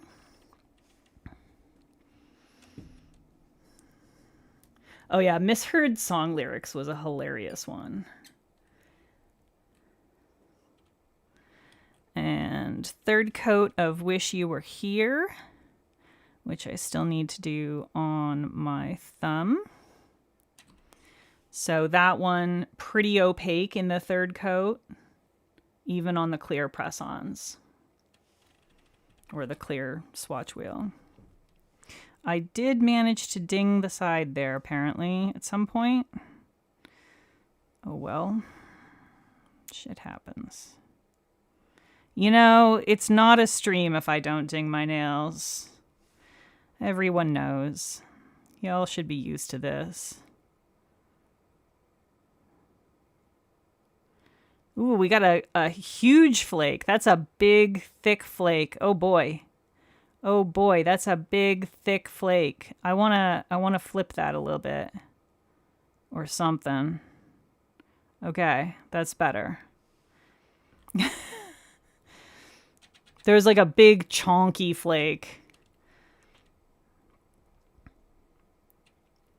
Sometimes when you get a real big chonky one, it doesn't sit perfectly. You kind of got to zhuzh it a little. But it's sitting all right now. So I will say this one, It will dry a little bit textured because it does have those hex glitters and the big chunky flakes and everything in it. It's pretty packed. But it's not so textured that I would say that you absolutely need like a glitter smoothing coat. I actually just used one coat of the high def shine top coat from them, which is again their plumping top coat, which Adrienne gives me the hookup on these. That's like my go-to for anything that's like a little bit textured, because it plumps just enough. But yeah, big fan of that. So I found that was enough for this one. Big chungus, yeah. You were hoping for beans theme for PPU November? Listen, if there is ever a beans theme, there are two brands that are going to absolutely kill it. I'll tell you who they are. Pinnacle Polish will kill a beans theme, and Sweet and Sour will absolutely destroy a beans theme. Those would be the two go-to brands. Those are the brands that, like, if there's ever a beans theme, they will sell out instantly because they will have the best beans. The perfect beans.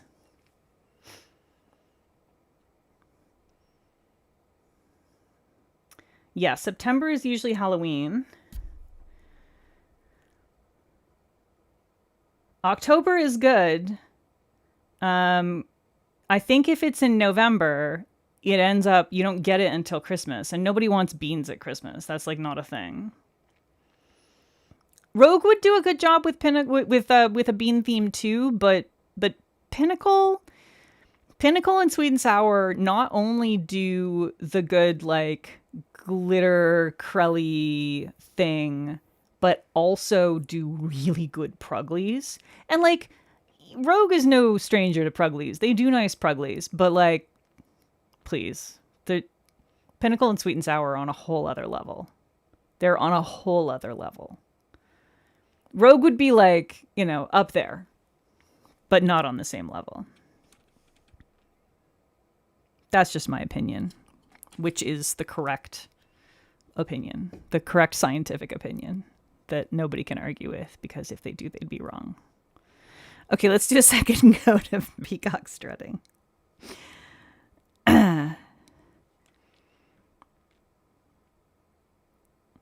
I might even like buy the new version of peacock strutting because I love this one so much. So like slightly more opaque version of it, I can't see not liking it. I think I'm going to love it. While that's drying down, I am going to top coat my chaos hand here.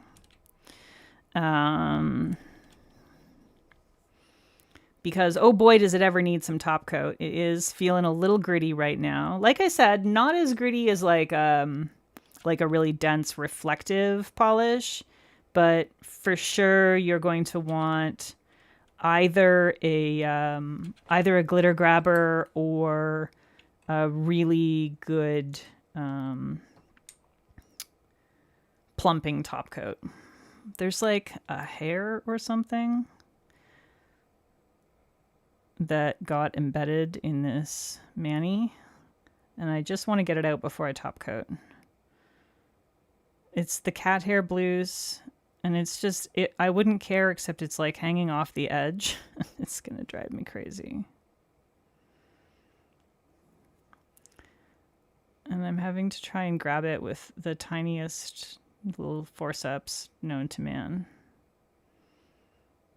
They're not actually the tiniest forceps known to man. There's all kinds of nano forceps, but, you know. Hyperbole. I'm allowed. When I was a kid, I thought hyperbole was pronounced hyperbole because I didn't... I never heard anyone say the word for a really long time. I just read it. And it's one of those really good words that... It's not obvious how to pronounce it, so I thought it was hyperbole. Like how epitome, I assumed it was pronounced epitome, because why wouldn't it be? Turns out, nope.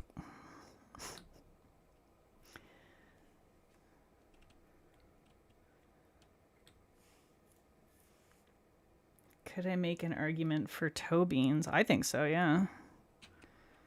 I think that no matter what the theme for PPU ever is, certain makers will find a way to make the polish they want and just twist the theme just enough to argue that it works. And honestly, on some level, I respect it.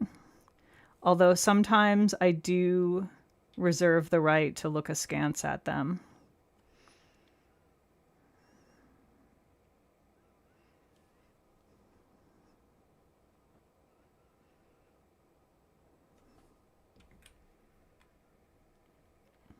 Hyperbole, like Super Bowl, but faster. Exactly. You also thought it was hyperbole. See? Oh my god, Lori flicking the bean. That would... I approve. I approve. Okay, we'll get a little top coat on these babies too, and then we'll do a third coat of peacock strutting.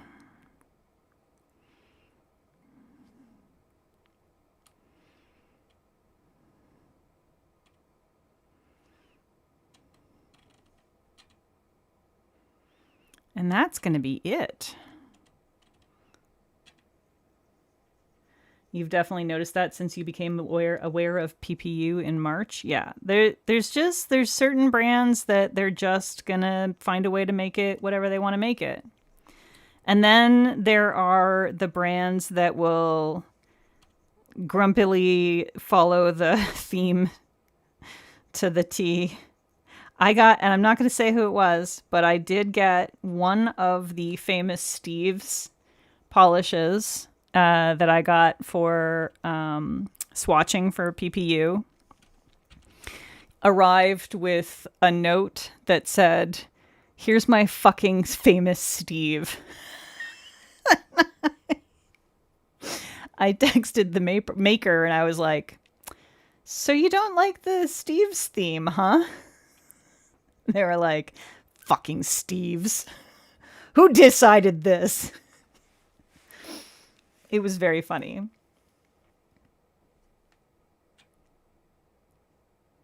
"3D gel is going to be the death of you?" Ooh, yeah.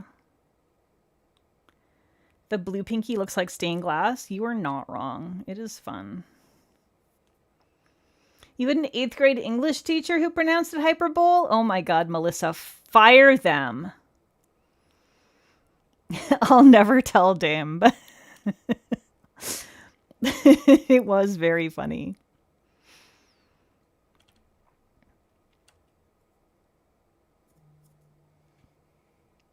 Okay. I think that's going to be it for tonight.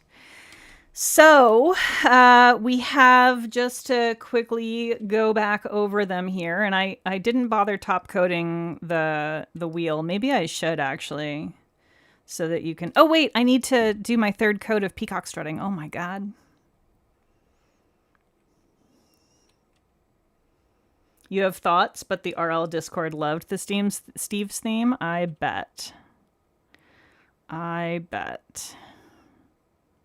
I thought it was really fun. I thought it was a fun theme. I liked a lot of the interpretations. It was good. I approved of the Steve's theme. It was silly, but you know, we're silly people. It's fine. So yeah, you can see third coat, not fully opaque, and it wasn't on my nails either when I did wear it on my nails. But it looks like the new version of it is more opaque. So yeah, I might end up picking that up. Okay. So, this first one here is the OG Pandemonium, which will not be at the Monarch table, because I think they brought that back to the PPU shop for Rewind and brought Moonchild to their own shop. I'm pretty sure that's correct. Someone yell at me if I've reversed those. But if you want that one and don't have it yet, you will hopefully be able to grab it at the PPU shop for Rewind. Or not at the PPU shop, but like the PPU table at PBE. Chaos Theory.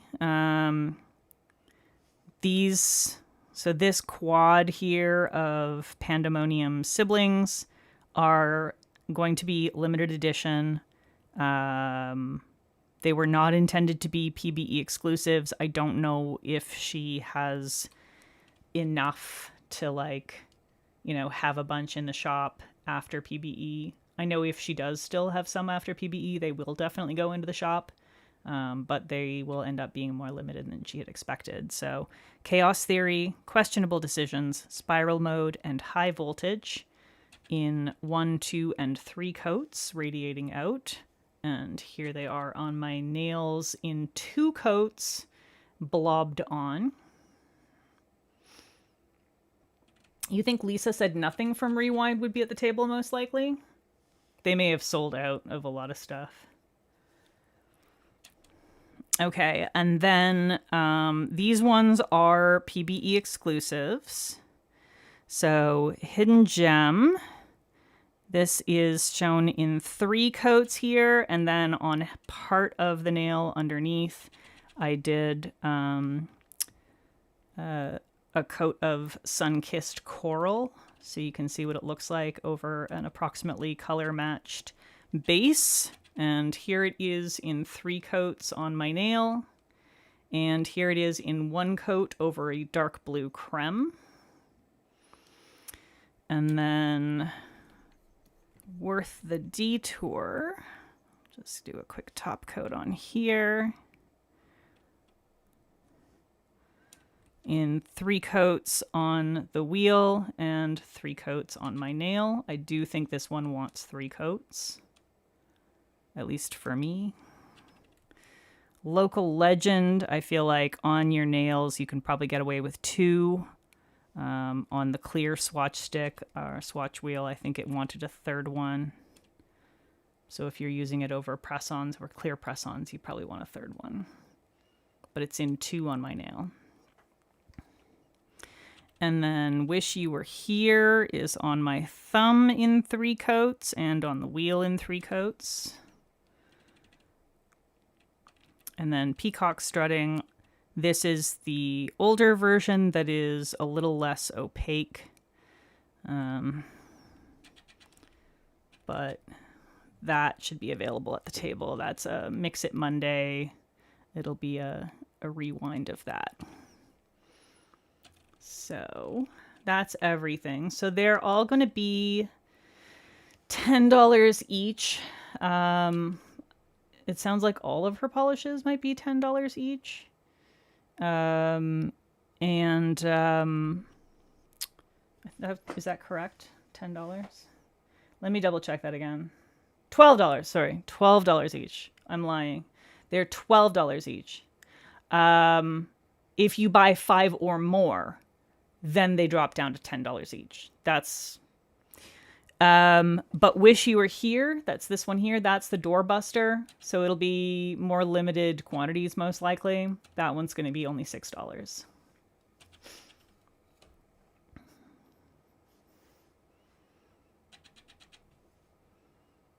So there's that doorbuster. Do we want to get the macro lens out? You'll want to see it with the macro lens?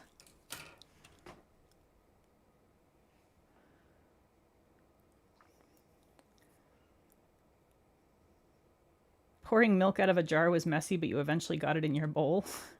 Dang. Yeah, they do still need to make sure they have replacements in case of accidents. That's true. Yes, macro? Okay. All right, let me switch over to Jammy Dodgers while I swap out the lens, because those of you who have been through this before know that we suddenly lose any and all visual on that camera when we swap out the lens, because for a little while there's no lens. Weird how that works. All right.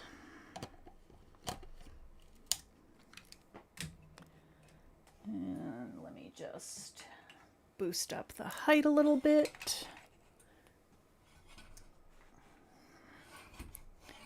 That's probably good enough. All right.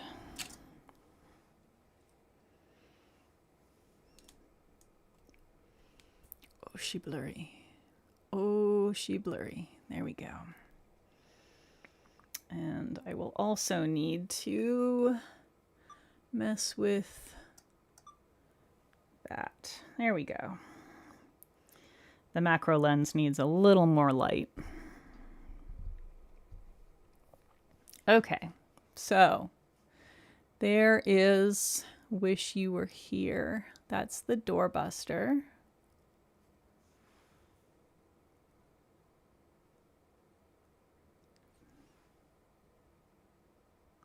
She's got nice shifty flakes, very pretty. As well as a weird mix of glitters. I don't know. It's a little random.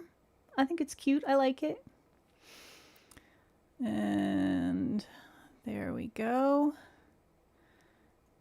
That's Local Legend.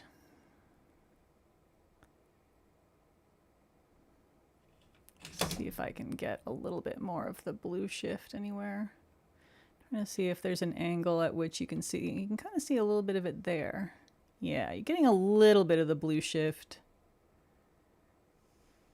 It's sort of hard to capture it at this angle, but because the light is not quite at an extreme enough angle here. It does, this one's not a super shifty one. It's a little more subtle shift. When you have enough of an angle, you're going to get a little bit of blue coming in. And then here, I'm going to give you all the finger. Look at those reflectives. The reflective glitters, I think they kind of are easier to see sometimes when they're a little out of focus. Same as hollow that way. But yeah, this has got the reflective glitter and the blue shimmer in it. And yeah, you can really see that reflective glitter more when it's out of focus.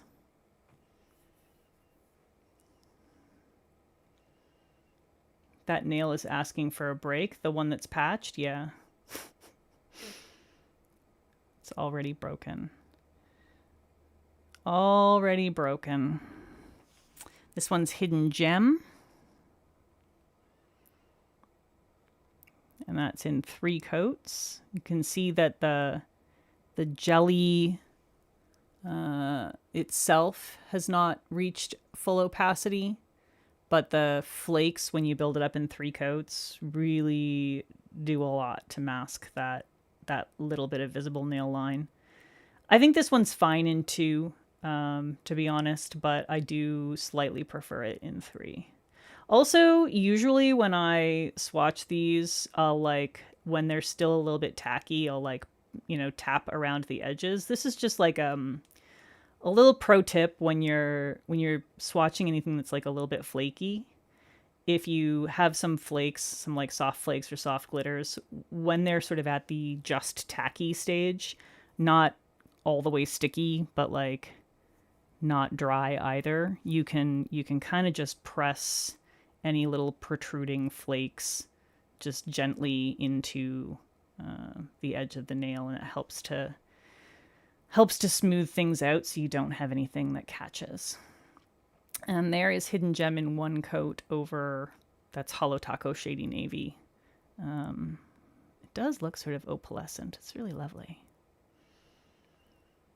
Hidden Gem plus Wish You Were Here would make a fun Skittle, yeah. Yeah, I like that it has some nice big chunky flakes. She does that a lot. Adrienne likes to play with things that have some nice big flakes in them, and I really like her formulas that have those. So that's those guys. I like big flakes and I cannot lie. Yeah. And then here is, on my other hand, those Pandemonium siblings, along with Pandemonium itself, in a little just blobby lazy gradient. You can see that, no, besides, some of this is textured because of the fact that I blobbed them pretty non-carefully, and so you're always going to have a little bit extra sort of texture from that. But you can see that there is still some texture after a coat of a plumping top coat. So if you really hate that, you might want to do both a glitter smoothing coat and another regular coat. Again, with this type of thing, if you're doing something that has a lot of texture like this, you can, when it's tacky, but not like, when it's still a little bit malleable but not like sticky, again, you can tap it and like sort of gently press it down to smooth things out a little bit, and that'll help before you put your top coat on. So that's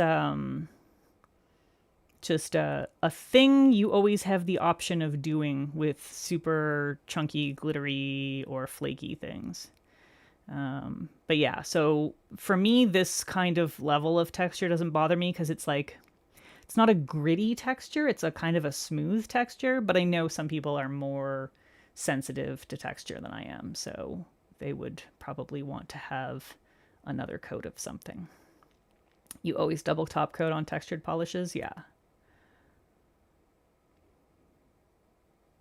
Mr. Husky is your fairy. Excellent, excellent.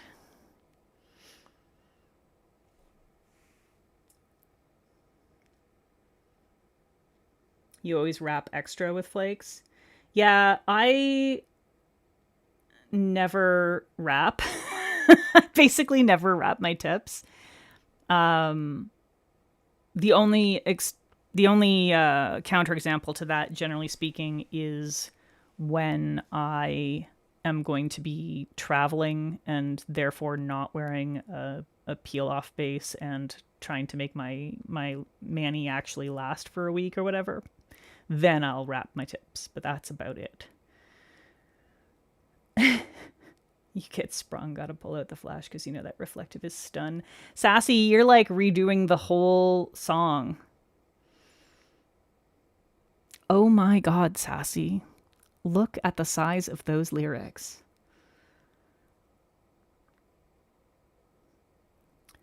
You don't try to wrap the tips, you just go over the edge, but whenever you have big flakes you wrap. Interesting. Interesting.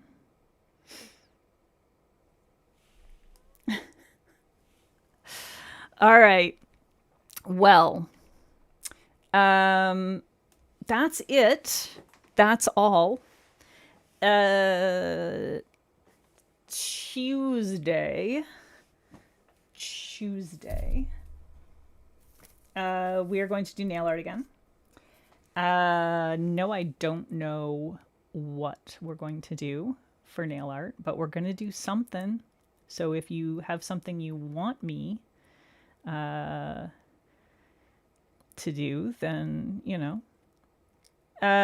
Probably not. It probably won't be my PBE mani next Tuesday because I won't be traveling until Thursday. I think Thursday afternoon. And so I'm like, Wednesday's going to be a packing day and everything. And I don't know. I probably will want to change my polish. I don't know. Doing an extra day, kind of meh, we'll see. But yeah, throw your suggestions in the chat. Yeah,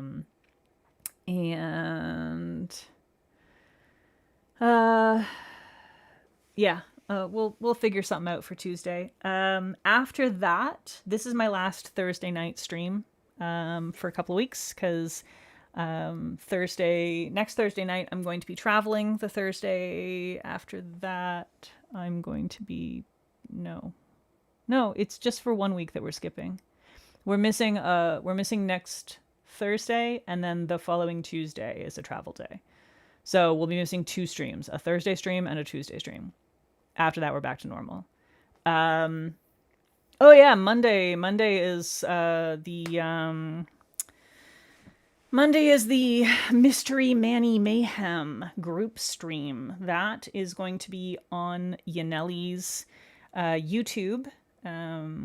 So if you are not already following Yaneli, you should do that. It's ya.naily, I think. Yeah, Naily on YouTube. I will try to remember to put something in my like community notes thing here on YouTube. I've already posted her link to the stream in my Discord. So that's going to be me, Yaneli, Linry, and Danny Shout, doing some kind of nail art, and the only person who knows what that's going to be at this point is Yaneli. If you have not been involved or watched that stream before, it is super fun. Whoever is hosting it decides what the nail art is going to be, tells us only what polishes to pull ahead of time. That's the only information we get ahead of time, is what polishes to pull. And it's not like specific polishes. It's like, have like some kind of like rainbow jellies, or have a black creme and a whatever, right? It's fairly sort of basic, so that most people will be able to have something close to the polishes that they'll need.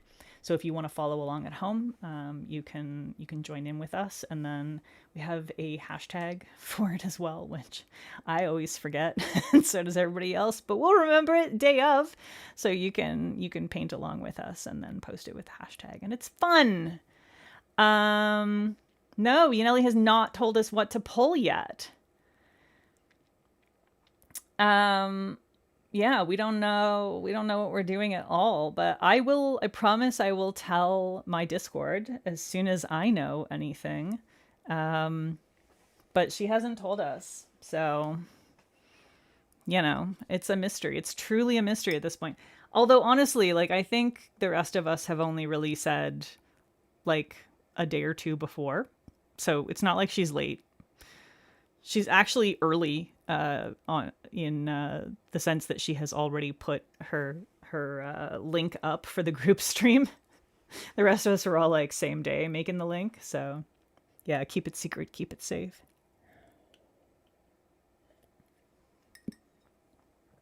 All right. Yeah, so Monday group stream, Tuesday nail art of some sort, and then we skip some time for PBE. And then when we come back, when I'm back from PBE, my first stream back will be a Thursday night stream that will be basically just a haul stream, where I will show you everything that I got at PBE. You're new to this and thought group stream was today. Nope. Sorry to disappoint you, CDC. So sad you had to just watch me paint my nails with pretty colors. Boring. Okay, thank you everyone for being here. Don't forget to press all the appropriate buttons. Leave a comment if you like, or not. I'm not gonna force you to. I'm not the comments police. Tell your friends about the hippopotamus. That part is very important. Yes, May Hall stream, super exciting. Hopefully it won't be too excessive. I'm trying to rein myself in a little bit this year, and I'm hoping to destash at least as much as I bring in this year. I'm going to be bringing a bunch of polish with me, so woohoo. All right.